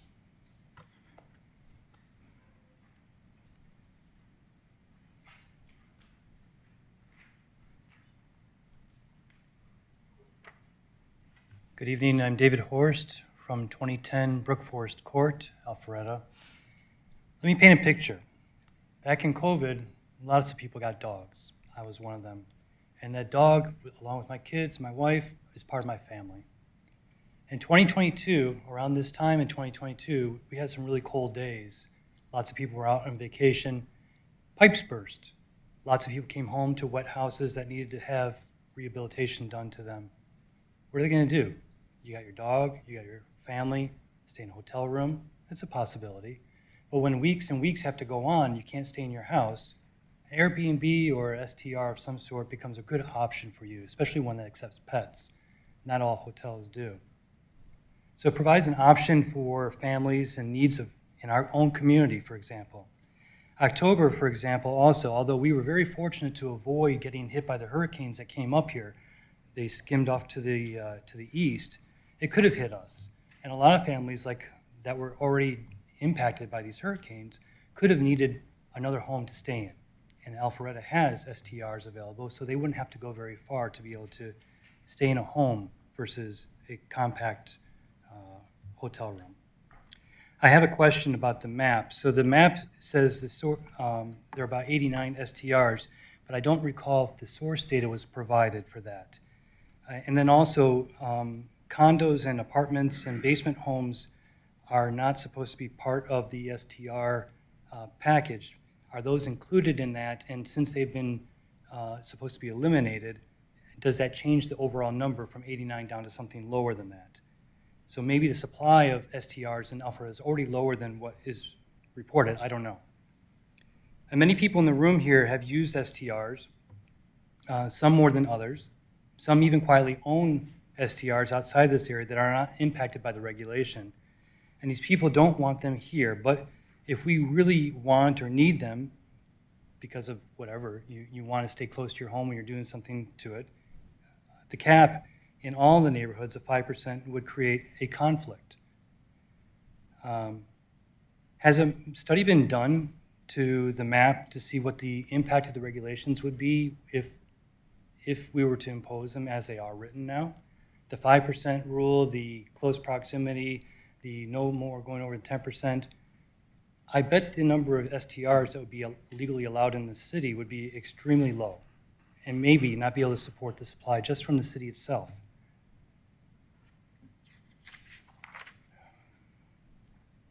When I invested into my homes, I was careful not to invest in a community that prohibited rental caps or STRs. I looked at Henderson Village, and I did not invest in that neighborhood. I checked with the city to ensure at the time there were no conflicts in the city for short-term rentals when I made my investments.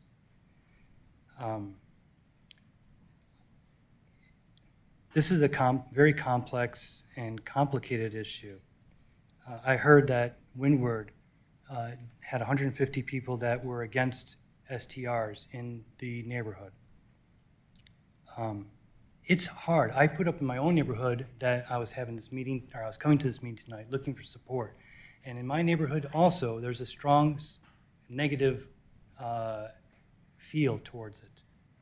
But I think, it's kind of a bullying thing in politics these days. If somebody has something that they want to say or something that they feel passionate about, then you're not going to say anything if there's 100 people that are saying, this is a bad idea. Why would you want to put yourself in that position? So I just want to say about Windward is that I've personally had 2 people from Windward stay in my STRs when they were doing renovations to their homes. So I can't say that everybody in Windward is against it because they are staying in Alpharetta in STRs. I think this seems to be clear that Alpharetta residents running STRs, as you have heard and have heard in prior meetings, do a very good job. We have skin in the game, and we want to be good neighbors. We want to beautify our property. We want to support the local community, and if and when it needs, provide homes for people who need homes in our community and outside. So I'm wondering if it's possible to make a cutout in the ruling for Alpharetta residents. Maybe an Alpharetta resident who is invested. I go to mine almost every day to make sure everything's okay. Giving more flexibility in regard to the cap and proximity of STRs in neighborhoods that don't prohibit them. I'm also believe, like everybody else has said, that an HOA should have the ultimate rule. That's why I did not invest in an area that prohibited them. So I respect that. And I think everybody should respect that. But I also think that we should have the freedom to be able to do as much as we want to do in areas that do legally allow it. Thank you.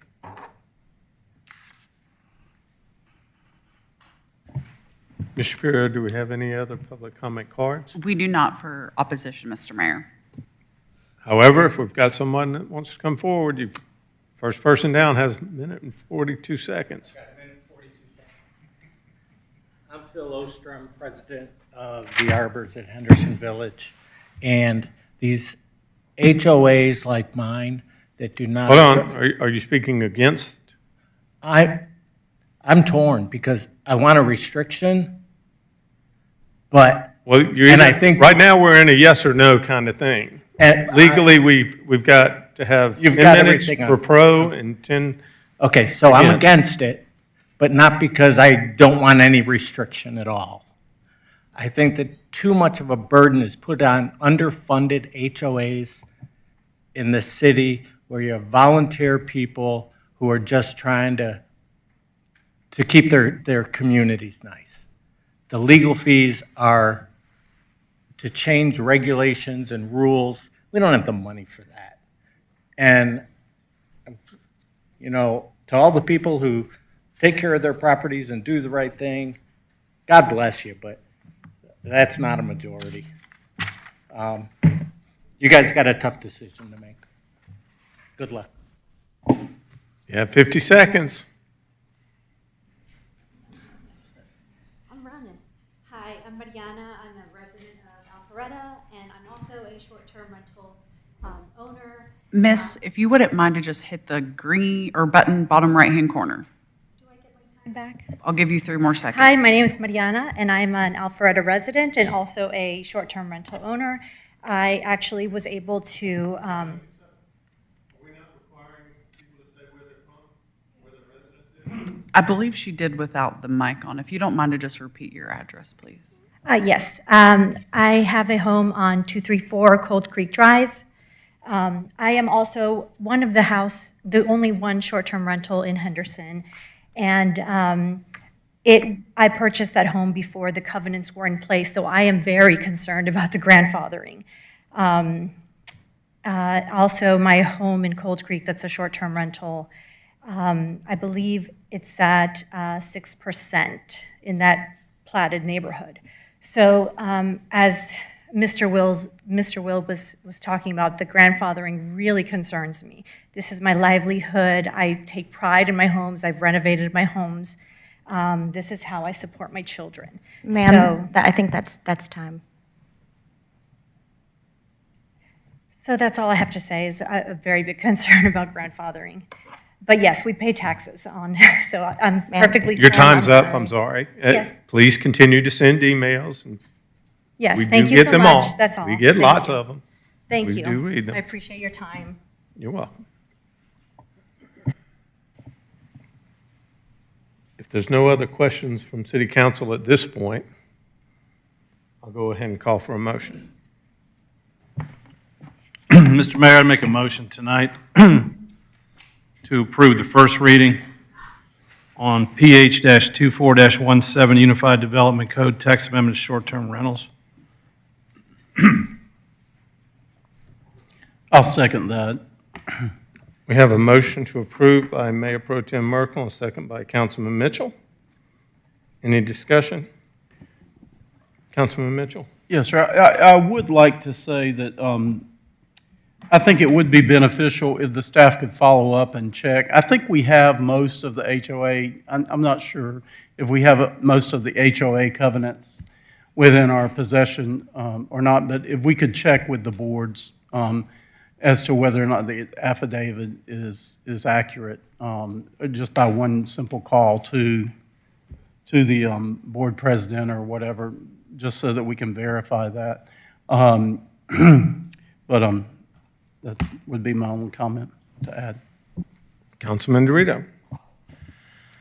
Thank you, Mayor, and thank you to the residents who came up and spoke in favor and against, and maybe in the middle this evening.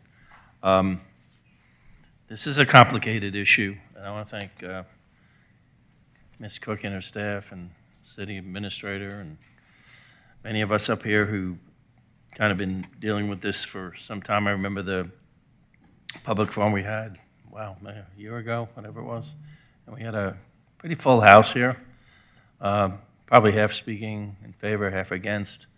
And I'll be honest with you, I've struggled with this issue from a standpoint of making sure that I feel like one of my ultimate responsibilities is maintaining a community environment in Alpharetta.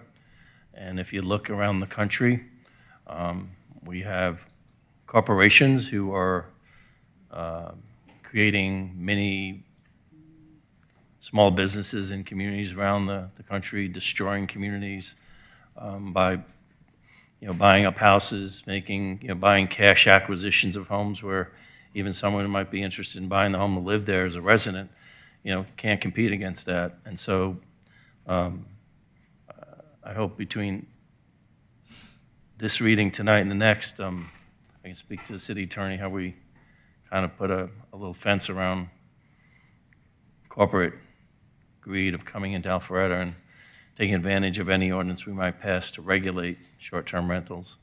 I think, and it was stated by a couple of residents, HOA administration, I think about my own HOA, and I used to be the president of our HOA before coming on the council, and it's not an easy position to try to maintain the sanctity of covenants and keep within, at least in our covenants, we have a 10% cap in our community. So we work real hard with an outside third party, and it costs us money as homeowners to do that, to basically monitor that and make sure we stay within the covenants. It's costly, but probably a benefit to us and our home values. I think that comments about concern about grandfathering. I'd love to hear more about that. If the people who spoke about that send me an email, because I'd like to understand the concern of grandfathering, because where I look at it is if you already have a short-term rental, you're going to be grandfathered. It's not like we're stopping you from having it. So I want to understand that a little bit more, and maybe it's because you're limited of having more in the city. I don't know what your concern is, but I'd like to kind of understand that a little bit more. I think at the end of the day, because this is becoming an issue around the country, I think the city of Alpharetta, at least from my perspective, needs to be at the forefront to try to protect our communities in Alpharetta. And if we don't do nothing, I think the problem becomes more exacerbated down the line. But how we put it in place and the restrictions we put on short-term rentals in the city, at the same time respecting those people who have invested in some very nice homes for short-term rentals, to provide that as an option in the city. There's a fine balancing act there that we have to work through, and as you can see just from tonight's discussion, there's a lot of nuances in some of the language in the ordinance right now that maybe we have to flesh out a little bit more. But I'm going to support this ordinance this evening on the first reading in hopes that we'll make some changes by the next reading that meets both those of you in favor and those of you against, so that we can come to some common ground and make sure at the end of the day that we're protecting the community environment of our great city. Any other comments? So, we've been going at this for almost 2 years. I hope over this time, those of you that have been involved in this process understand that we're not rushing into anything, that the city of Alpharetta is very intentional. The people that sit on this dais, the people that work for the city of Alpharetta are very intentional in trying to advocate for our community in general. And so we haven't rushed to this point, and we're not finished yet. What we're trying to do is provide protection for our property owners of both sides. And that's what brought this forward. As you heard me talk about in the zoning issue, it's great when the two sides can come to an agreement and we don't have to decide, because you're the ones that have to live with this much more than just us as homeowners in general. But this isn't a case where it's going to happen. The people who are tired of having short-term rentals in their neighborhood and having bad actors in their neighborhood, I'm not saying all of y'all are or anything, but I'm just saying, the people who bought homes that were zoned for residents are really frustrated because some of their neighborhoods are no longer residential neighborhoods. They don't have what these people bought when the city of Alpharetta said this is a neighborhood that's zoned for single-family residential. And on the other side, we've got people who the city of Alpharetta 10 years ago didn't have a problem with short-term rentals, and we didn't have any ordinance in place. What we're doing now is doing something as reasonable as we possibly can to make both of these parties reasonably happy and reasonably unhappy, because there's nowhere to make both of you happy. And we understand that. And we spent a tremendous amount of time, and we'll continue to do this as best we can. I'm not making any promises one way or another right now, but I'm telling you right now that the regulations and licensing policies that we're discussing here are done in thousands of cities all across the world. So it's not like we're reinventing the wheel and imposing some horrific thing. I understand individual cases. You're concerned about your investments. I understand certain neighborhoods are really worried about that and the percentages, and we'll continue to work to get this thing right. That's all I have to say this evening is we'll continue to work with our staff to try to refine some of these things to give you more clarity, whether you're a homeowner's representative or whether you're a business owner. But the principal challenge we face here are we have commercial properties in neighborhoods. And that's a conflict that we can't change. So we're trying to resolve it in a way that is fair to all concerned. And I think the history of our council and the city of Alpharetta is we do pretty well at things we put our minds to doing. And that's all I can say this evening. We'll come back next time. All that being said, if you're in favor of motion to approve, please vote yes, otherwise vote accordingly. And it is unanimous. Look forward to seeing you all again in a few weeks. So the next item up on the agenda is a related item, which is the Code of the City of Alpharetta, text amendments, short-term rental regulations and licensing. This, once again, is the first reading. Ms. Eswine, if you would please read the ordinance. An ordinance to amend Chapter 10 of the Alpharetta Code of Ordinances to establish regulations to apply to short-term rentals. So, Mayor and Council, I will hit the high points and a couple of things that I want to hit, and then give you just a very brief overview. And whatever y'all want to hear more about, I'm happy to do that. But I know that the ordinance has been published. It's many pages long, and so I don't want to belabor any of the points unless you have questions or want to specifically discuss it. So, as you know, this goes hand in hand with the Unified Development Code amendment, which has been an approach taken in many jurisdictions because of the worry about how to regulate on an ongoing basis, in addition to the land use concerns. And so, generally, the primary reason behind these regulatory ordinances is to make sure that we have information about the property owners, the people who are operating the short-term rental, as well as potential remedies in cases of violation. Because with it being proposed as a permitted use, there might be someone who is operating a short-term rental that if they become problematic, what way would you have to regulate and or stop it if it's just a permitted use? And so the business license aspect of this regulatory framework is similar to, say, the alcohol ordinance, where we have alcohol establishments pursuant to like a restaurant, and if we had issues with, say, minor underage sales, we could revoke the alcohol license. It's the same thing here. If you had issues with a short-term rental, you could theoretically revoke their permit. And so that is the basis for having these operational requirements. As you've already discussed to a point, this would require an annual application with that information that I was talking about, certain operational requirements, like having a designated point person for the short-term rental, which could be the owner or an authorized agent who's responsible for ensuring all rentals are in compliance with the code, ensuring that the proper notice is given to the renters, and being responsible for responding to calls and contact from the city on a 24/7 basis. There were a couple of issues that I wanted to bring up. One was mentioned by Kathy when she was giving her presentation about the UDC, and that pertains to the ultimate notification and how to get people into compliance. So if these two permitting schemes were adopted, if you adopt the UDC and this permitting ordinance, Kathy suggested, and I think she's right in saying so, that the city would send out correspondence to the owners of record that we have contact information for that are currently operating short-term rentals to tell them come into compliance. And on that point, I wanted to bring up that the ordinance is currently drafted to become effective immediately following the date of adoption.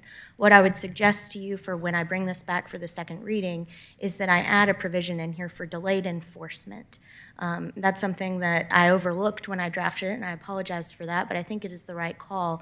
You could still make it, the ordinance is effective immediate upon adoption, making the licensing requirement immediate, but that there won't be any enforcement against anyone until there's been time for them to come into compliance. And so I could draft that accordingly. But I think that that would give time to have staff come into get their process, their ducks in a row for sending out those notifications, allowing whatever short-term rentals that want to continue operating and apply for the permit, they would have the time to do that. And it would just be basically to button it up. I don't think we're going to go out and cite anybody. If you adopted this at the next meeting, we're not going to go looking to cite people for not having a permit the very next day, right? But that was one point I wanted to make sure to raise that is not explicit in the code right now. The other issue that I wanted to raise to you, and I know it has been a topic of a lot of concern and comment from both the Planning Commission, you all tonight, as well as the public who have attended the meetings, and that has to do with the HOAs. And when, you know, the UDC says that it's not going to prevent enforcement of private contractual agreements. And I told you that's the fact of the law as it stands, even if we didn't put that in the code. The ordinance goes a little bit further. And on that point, we've had a lot of comments from the public, from Planning Commission members, in fact, to ask about rules and regulations. Well, what if it's not in our covenants? What if we adopt rules similar to, you know, saying that I have to apply for painting my door purple, and the rules would say I can't paint my door purple. And it raised an issue in my mind, and in speaking with Kathy, I actually have a proposed amendment to the ordinance as I've drafted it, because what I don't think is appropriate is for the city to get in the business of enforcing, interpreting, and applying covenants. I think that's a very sticky business, and to have Kathy in the very compromising position of getting correspondence from an HOA saying this isn't allowed, and then the applicant saying, well, yes, it is allowed, or them giving her documents that might be rules and regulations that would require a legal determination from potentially even a judge, depending on how contentious it is, as to whether or not it's enforceable to restrict a use. I don't think that's something that the city really is in the position to be the mediator, to be the ultimate decider on that. And so you heard Kathy say that the application would require an affidavit from the owner. That doesn't actually reflect what's in the draft of the ordinance right now for all applications. It's what's in the ordinance right now if it's not in a POA or an HOA. But there is currently language in the ordinance that says if you're in a POA or an HOA, you have to get a letter, some sort of documentation from the HOA or POA saying that the use is allowed. And I am concerned that that could lead to some conflicts that the city is not in a position to mediate. Because, you know, as you all know, I'm not the HOA lawyers. And as, you know, I've certainly heard the comments, as you have today, that puts some HOAs in a position of having to litigate and enforce their own covenants. But I think that's the reality of the situation at hand. I don't think that I can recommend to you to inject yourself into that situation. And so I would actually recommend for the second reading that I make, in addition to the enforcement delay, a change to the code insofar as it's requiring verified documentation of the HOA or a letter from the HOA, and simply require the affirmative sworn statement. Certainly, if there were something that came to the city's attention, I can add and include in that as a basis for revocation of a permit that is issued. But just as the law says that we don't trump the HOA in the UDC anyway, if we were to issue a permit and it's not a lawful use in the HOA in that subdivision, our permit doesn't give them a lawful use. That's still a nullity. And so I don't think that that's something to be concerned about, but I do have concern about the city playing that role to be the decider on the effectiveness of rules and regulations, of covenants, of what language would serve to prohibit versus allow a short-term rental. I think that burden needs to be on the property owner seeking to short-term rent, to the HOA who might seek to enforce against it, but not the city. And so with that, I'll take any questions. I'm happy to go into more detail about the other requirements of the ordinance, but beyond that, I think I'll wait for questions. Any questions for Ms. Eswine on this item? Councilman Mitchell. So if the person has presented a falsified affidavit, then that gives the city the right to revoke their license, basically. Absolutely. In the ordinance, and I could point you to the section if I were could navigate it easier, providing a false statement in the application, false information in the application is grounds for revocation or suspension of the permit. And so if we were to find that out, we could. My one concern on that would be, I don't know that I would be able to prove that they provided false information. They might, in good faith, believe that they were in compliance with the covenants or the rules or whatever it might be. And so when I said that I would recommend allowing me to make some adjustments to the code, I wouldn't just change the section on what is required for an application. I would also add in there that instead of because that could apply for other things, right? False information, we have that as a criteria in all kinds of ordinances in the city. But I think I could also add, if the city became aware that short-term rentals were not allowed by the governing POA, HOA, subdivision, what have you, that it would also serve as a grounds, just to explicitly put that in there. Okay. Yes. Thank you. Any other questions? Thank you, Ms. Eswine. Ms. Shapiro, do we have any public comment cards? in We do favor? not for this item, Mr. Mayor. But if there's anyone here that wants to speak in favor of this UDC tax amendment, now's your chance. Seeing none, we'll close public comment in favor. Do we have any opposed that would like to come forward and speak at this time? You're opposed? Okay.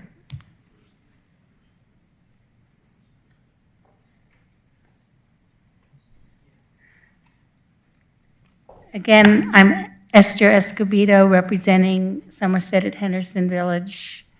And I do understand attorneys' concern about the city taking legal cases on behalf of HOAs, but it would be so simple in the application process if there was a question asked, is your property within an HOA? Yes, no.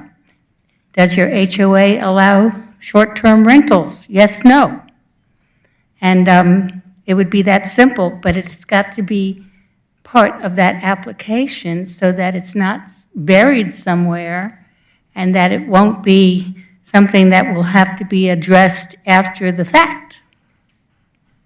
So you're Thank saying you. you're opposed to this?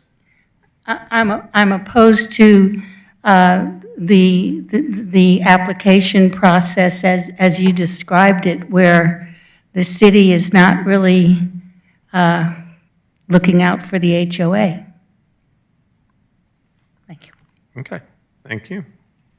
Is there anyone else that would like to come in opposition to this amendment?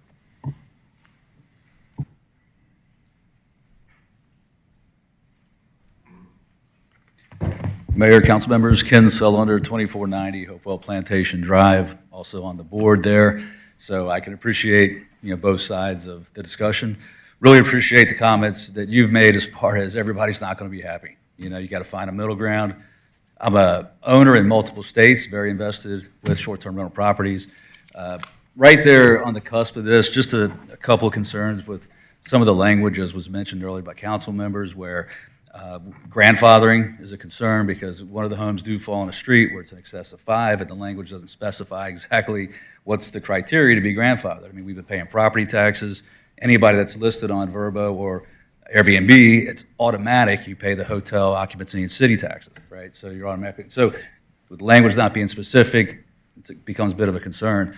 Also, a concern is the councilman brought out a point about private equity and corporations buying up property. There's nothing in the language that actually prohibits private equity from acquiring homes and running short-term rentals. So that's kind of a concern because I'm also in support of that as well. Thank you. Thank you, sir. Anyone else like to come forward at this time? Going once, twice? All right, we'll close public comment on this item. Do I have a motion from council? Yes, sir, Mr. Mayor, I'd offer a motion tonight to approve the first reading, the Code of the City of Alpharetta Text Amendment, Short-Term Rental Regulations and Licensing, as presented by Ms. Eswine this evening. Have a motion by Mayor Pro Tem. Do we have a second? Second. Have a second by Councilman Dorito. Any discussion? I think we've talked enough tonight on the dais. That being said, all those in favor of this item, please vote yes, otherwise vote accordingly.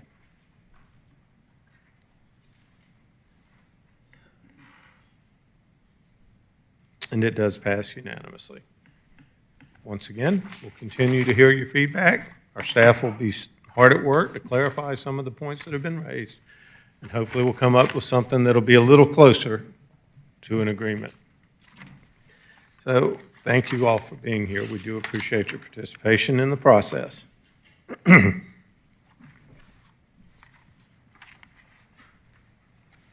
So let's see, I've lost my sheet here.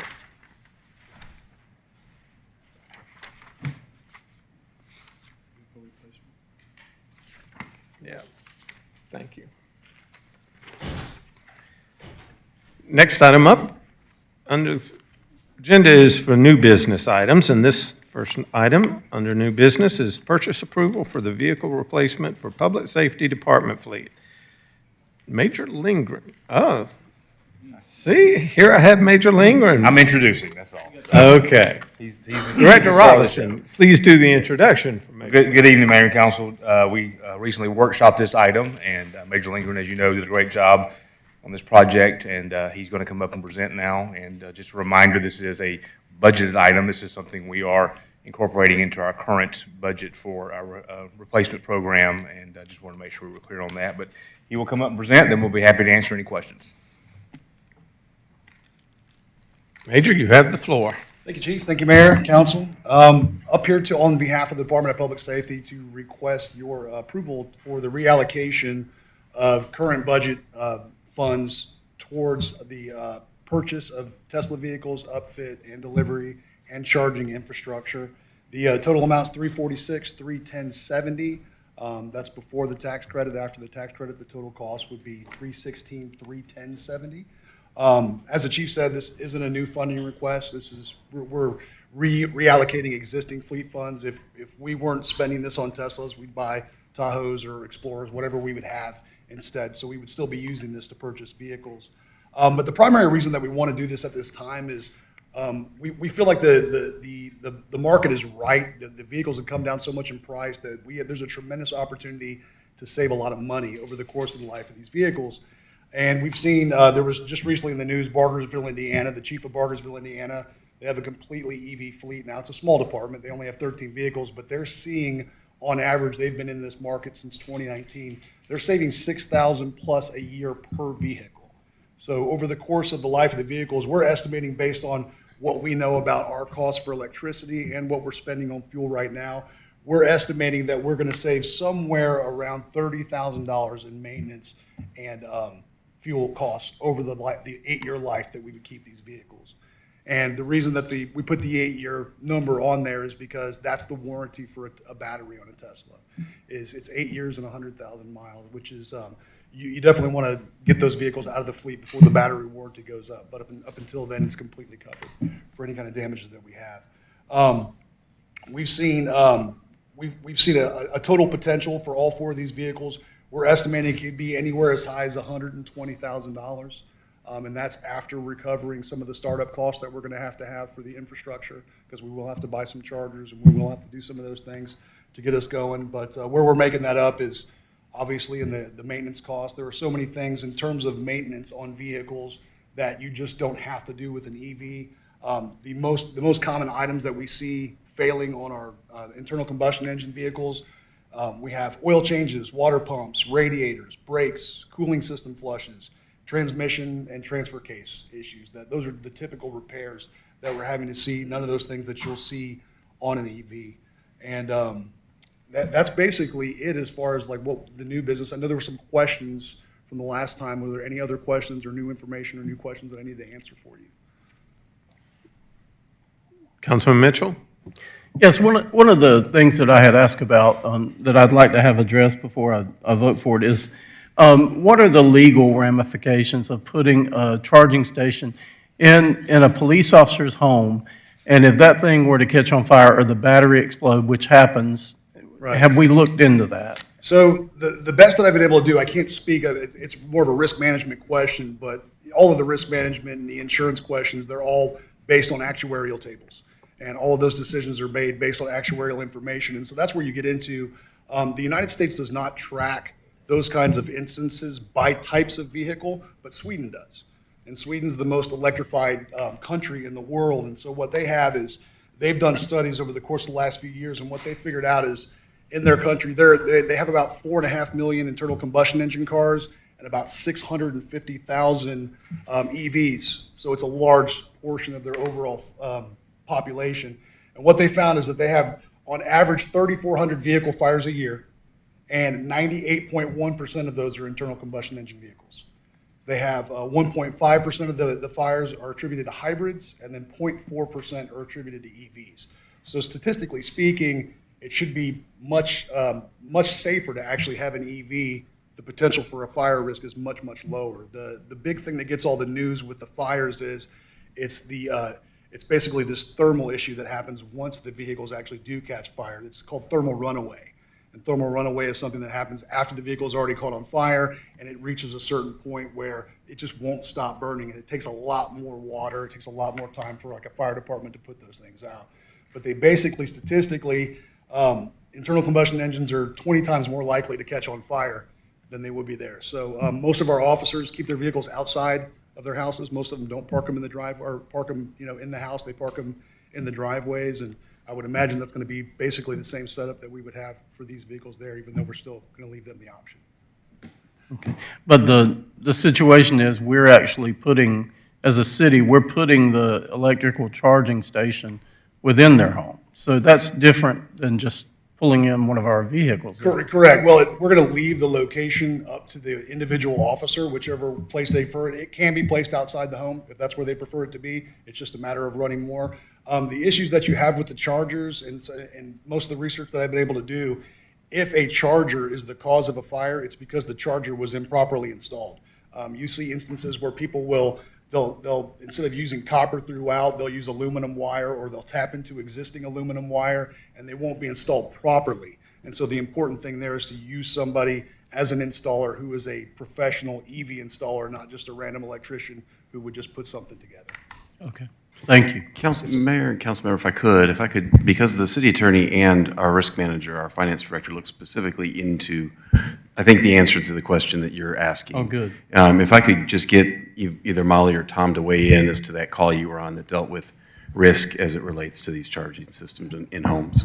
Absolutely, and you've actually addressed a good bit of it.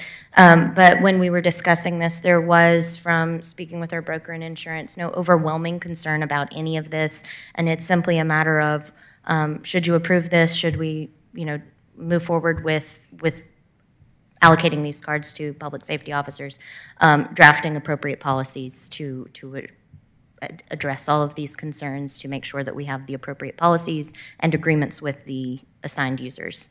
And we can work on that. We have not dived into the specifics on that, but brainstorm a lot of ideas. And I think Tom and I are both very comfortable that we can adequately address all of those. Thank you. That helps. Thank you, sir. Any other questions? Councilman Dorito. Major, thank you for your second presentation. I did have a chance to talk to the mayor today, and Mayor Pro Tem and Councilman Wills about this, because I did have a lot of questions, and we're going to bring them up. I kind of got them answered. But just a couple of things. I'm just going to be very transparent. I had concerns about utilizing EVs within our policing aspects of the police department, not necessarily administrative positions, but whether or not they meet the size that we require for the type of policing we do in the city of Alpharetta, and it just keeps growing. Mm-hmm. Can they traverse rough terrain, mm-hmm. if you're chasing a criminal, what have you? How do they sustain? And the police term where you kind of, you're chasing a vehicle and you use a maneuver to kind of stop them, mm-hmm. from whatever that's called. Are they built for that? So I don't need you to answer this. Sure. I'm just throwing this out because this is a pilot program. Yes, sir. Okay? Yes, sir. So I'm throwing these out so that you address these through the pilot, these types of questions, because eventually, let's say the pilot for some reason doesn't work out, or a police department decides, hey, you know what, we're just going to use it for admin vehicles, and that's fine. We're still going to get a use out of them, right? Yes, sir. I'm still going to get the savings and all that stuff where we would put them in positions that we would get other vehicles if we didn't use these. So, yeah, it's very easy the way these vehicles are built out to decommission a patrol car and just make it an admin car. It's literally just removing stickers and lights. I look forward to hearing kind of the results of as you use them in a police, the patrol vehicles. I think 2 are going to patrol and 2 are going to admin, yes, from what I recall. That we kind of get a sense of how functional are they, mm-hmm. from a policing standpoint. And the other thing I would ask you to kind of, do we plan on installing these in-home charging stations as part of the pilot? Or I know there's like a $14,000 cost for charging station at the police station, I believe, right? It's less than that at the police station, but we're doing this as a part of the pilot. We don't know that we will actually need long-term to do the home charging. Okay. It's just something we don't want it to fail. We're trying to give it every chance to work, and ultimately the beginning, we're actually one of the 4 vehicles. We will not be installing a home charger. This person's just going to be commuting, and we're just going to see if that works. You'll make recommendations to whether that's a need, and if so, to what extent, and that sort of thing in Yes, the sir. future. And then the final thing I'd say on the charging stations, if they're utilized in any patrolman's home, if you could provide information to the city council as to how do we pay for the utility usage in that home?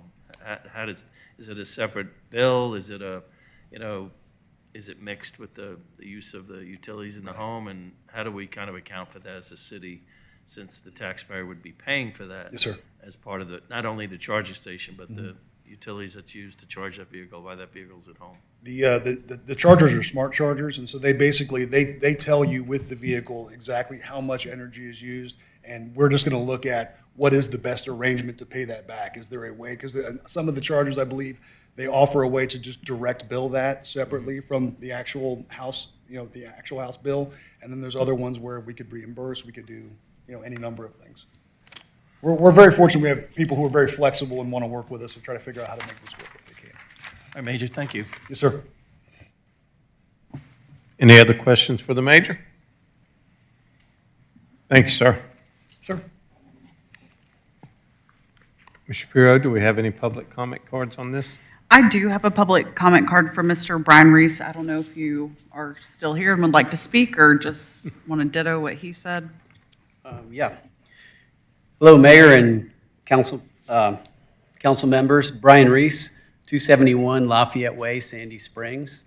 I am the CEO and majority owner of a Georgia local company called T-Sportline. And T-Sportline is the largest upfitter, accessory, and upgrade company providing services for Teslas. So when I saw that you were considering Teslas for police use, obviously very interesting to me.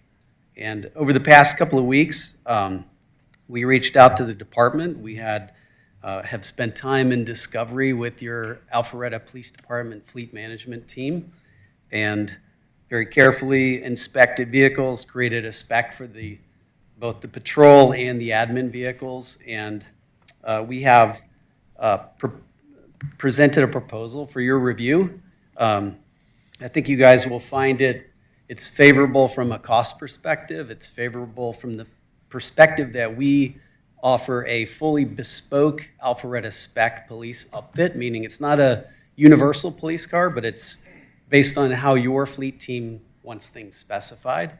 And of course, we've eliminated cross-country logistics because we're 25 miles away. So respectfully, on behalf of my company and my fellow Georgia employees, we are very pleased to present that to you. And I know you're deep in the process here, so I'm not sure where we come into this, but we appreciate your consideration and working local, and we would love an opportunity to serve the folks from Alpharetta. Thank you. Thanks, sir. Assuming we pass this, then there may be an opportunity for procurement in the future. Do we have any other questions? Do we have a motion from council? Yes, Mr. Mayor, I make a motion to approve the purchase of 4 2024 Tesla Model Ys and the uplifting of these vehicles totaling $332,404 with an additional amount of $13,906.70 for charging infrastructure for a total of $346,310.70. Authorize the mayor to execute all necessary documents. Second. I have a motion by Councilman Will, a second by Councilman Mitchell by a hair. We're all good. All those in favor? Please vote yes.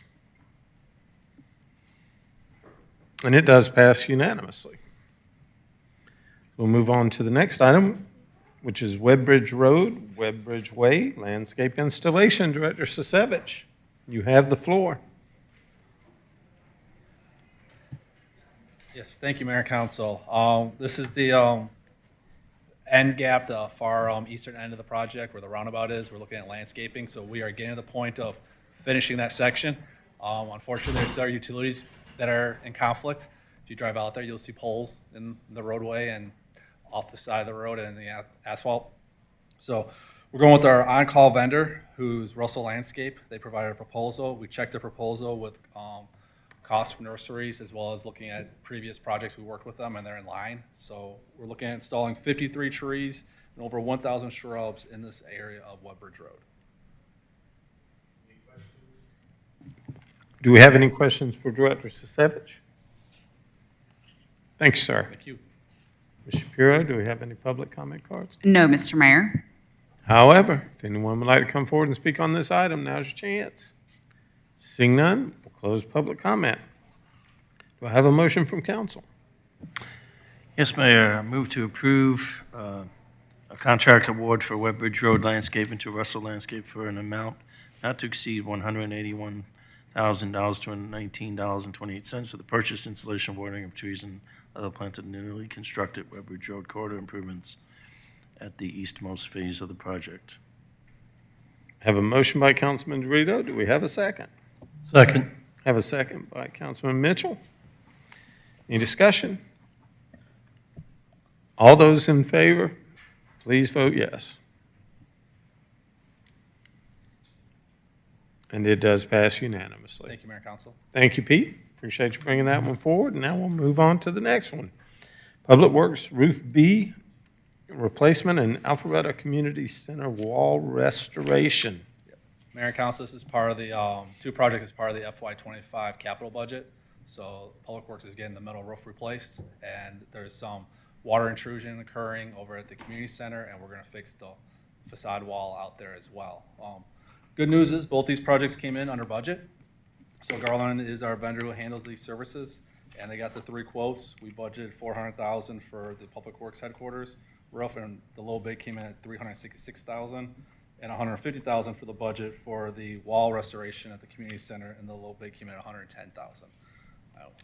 If once we issue notice to proceed, we're looking at about 150 days to complete the project. Great. Do we have any questions for Councilman Will? Just makes my heart warm all over when we come in under budget.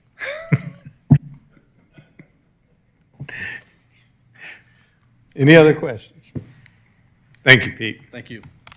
Ms. Shapiro, do we have any public comment cards? We do not, Mr. Mayor. However, now's your chance. Seeing none, we'll close public comment. Do I have a motion from council? Yes, Mayor. I move to award a contract for the roof replacement, Roof B at Public Works headquarters and wall restoration at the Alpharetta Community Center to Garland/DBS Inc. under the competitively procured OMI and IA Partners Contract number PW1925 in the amount of $476,073 and authorize the mayor to execute all necessary documents. Have a motion by Councilman Dorito. Do we have a second? Second. We'll go with the Mayor Pro Tem. It was pretty close. Motion by Councilman Dorito, second by Mayor Pro Tem. In discussion? All those in favor, please vote yes, otherwise accordingly. And it does pass unanimously. Thank you, Mayor and Council. That didn't record Councilmember Yeah, Will's vote, so if Councilmember Will, could we redo that vote just real quick?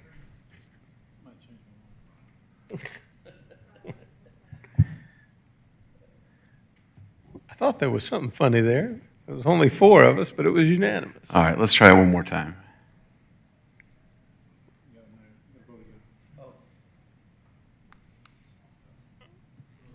And it's still unanimous, but now it's 5.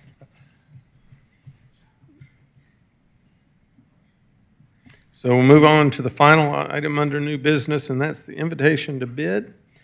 25-005, Wills Park Equestrian Center stall cleaning. Director Rogers, let's talk some horse pucky. Thank you, Mr. Mayor. Good evening, Council. I'm here tonight seeking approval to award the Wills Park Equestrian Center stall cleaning contract to Dumpster Company in the amount of $279,715.20. As a sole vendor that responded to multiple requests through the RFP process, the dumpster company has been providing this service at Wills Park since 1999. As you can imagine, they're very familiar with our center as well as our expectations. We have 298 stalls, horse stalls at the center. While not every stall is used for every event, all the stalls that house horses must be cleaned out after every show. The cleaning includes removal of all manure and shavings, which are loaded into dumpsters that are removed from the grounds and transferred to appropriate landfills or transfer stations. The cost of this service is passed along to the horse show participants. Our equestrian center user agreement incorporates the increased charges necessary to cover the costs associated with this contract. Be glad to answer any questions you may have. Any questions from council? Councilman Will. Morgan, one quick question. How close are we to getting those horse shows to pay for all of the maintenance and upkeep out there at Wills Park? For the equestrian show vendors, how close are we to getting them to pay for all of their costs? We're, for the equestrian center operation, I probably have to look at Tom for that, but I think we're pretty close on the overall cost of just the center, of the equestrian center itself. We're pretty close on that cost. I could get you that figure. I'm just curious. I just remember a couple years ago, we were pretty far in the red on what it cost us to maintain versus what we were collecting. I'm just curious as if we've made strides to catch up to that. We've made strides in several areas. Number one, we've made strides we've increased fees. We've done a much better job of collecting all the fees that are owed to us, and we've been watching our charges, the cost of doing business as well. Okay, thank you. Appreciate it. All right, you're welcome.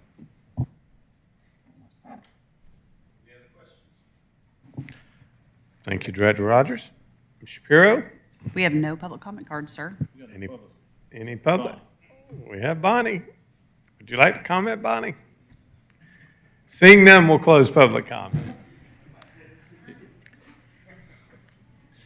Do I have a motion? Bonnie, you're the only public we have left in here was the point. I was asking for public comment, and you're the only person from the public here. So I was asking you if you wanted to comment. Thank you. We appreciate that comment. Do I have a motion? Yes, sir, Mr. Mayor, I offer a motion tonight to approve the invitation to bid 25-005 Wills Park Equestrian Center stall cleaning as presented by Mr. Rogers tonight. We have a motion by Mayor Pro Tem, second by Councilman Will. Any discussion? All those in favor, please vote yes. And it is unanimous. That'll wrap up the new business portion of tonight's meeting. We have no public that wants to comment, so we'll close public comment. Do we have any reports? Councilman Dorito? Yeah, thank you, Mayor. I just want to acknowledge our Parks and Rec staff, our public safety, public works. What a great Christmas tree lighting, and the decorations in City Center look absolutely stunning, as usual. And I just want to acknowledge the entire Alpharetta staff and that really works hard to make the city look really festive for the holiday season. And it takes a lot of work. It doesn't go unnoticed by many people in Alpharetta, and everybody talks about how great downtown looks here. And really should be proud of yourselves for the job you did, both during the Christmas tree lighting and maintain the peace and all that stuff. It's just it makes you very proud to know you're part of a city that cares enough to, demonstrate the quality of life that we want to provide to our residents. And the Christmas tree lighting and the decorations downtown represent the great city that we are. So I want to thank everybody for that public. I wish there was more public here to hear this because you deserve a lot of credit. Thank you. Councilman Mitchell.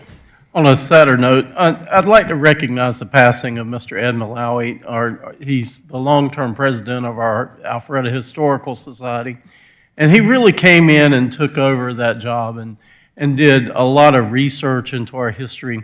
Just a true gentleman, and cancer took him way too soon and too quickly, but he was well loved within our society and in our community, and really, really served us well. So best thoughts to his family and as they go through this time. Any other reports? Well, I believe we have an executive session required this evening. Yes, Mr. Mayor, we do. It's on the topic of land acquisition, and I'd ask Deanna, just go ahead and set us up to come back out of executive session while we're in there, if you can, technology-wise, because I think it's only going to be a minute or two. Great, thank you. Do we have a motion to recess into executive session? Councilman Dorito made the motion. Councilman Will, second. All those in favor, please vote yes.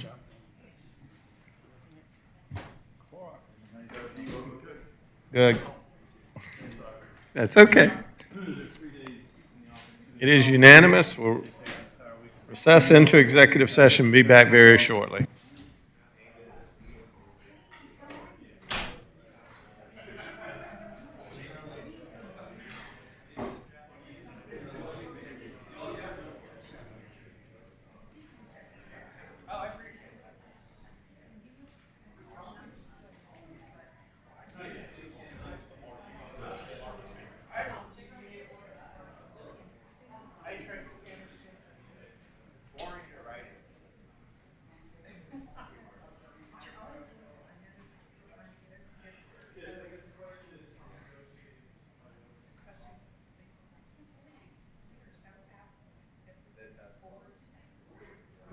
Well, they're cheaper. Yes.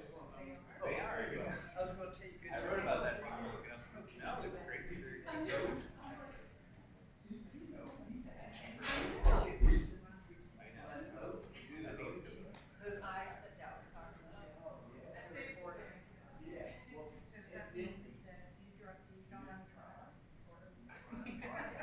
I don't know. I think they're only made. No, they're gonna have a unanimous. That would be funny. Yeah. You have a good. Yes, you too. Thank you. Okay, thanks. I was like, I know. I try to keep. Our lunch is tomorrow. Yeah. Yeah. Kathy. I got the bear. How are you? Come here. So, you didn't do it.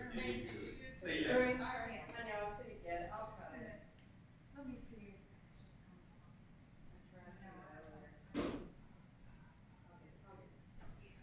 I saw that earlier. Oh. And then I was like, oh, I gotta get scissors. Did you get my response or? Yes, thank you. Okay. Yeah.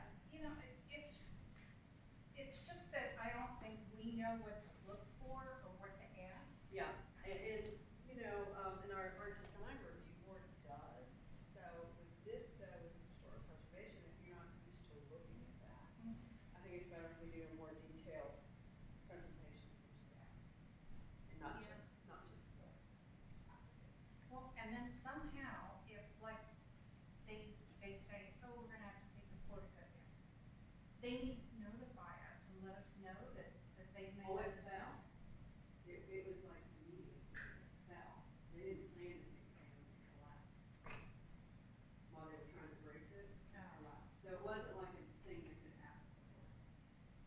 Oh, okay. But as an example, I mean, like before they Oh, want to yeah, do something. if we would have known, like if they had planned to take it down, then we would have notified you, but it was more of a big collapse once they were trying to brace it. Okay. Great. Y'all do a super job.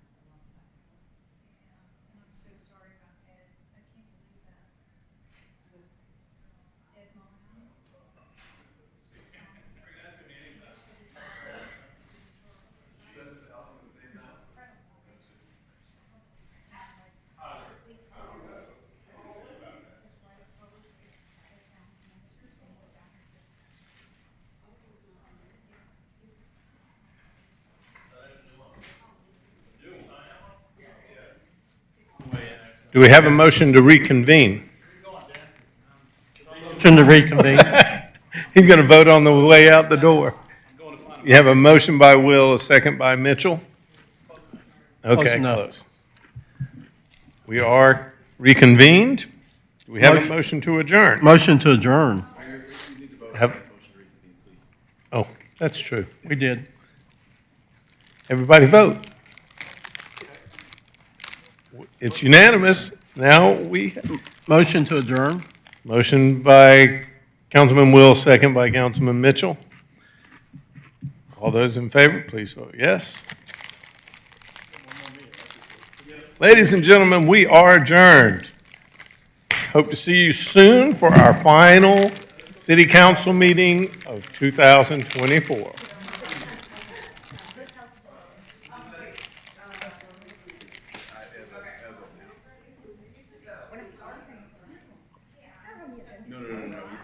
He was here for something else, but I was like, no. How's he here? I assume Pete means to cover up the house. To put screening I don't know what they're gonna do. What's that one? They said it looks like it was on this one. Oh. And he was saying it's gonna landscape it where you can't see Where it. you can't see it, yeah. It's sort of screened now with all the overgrowth. Which one is it?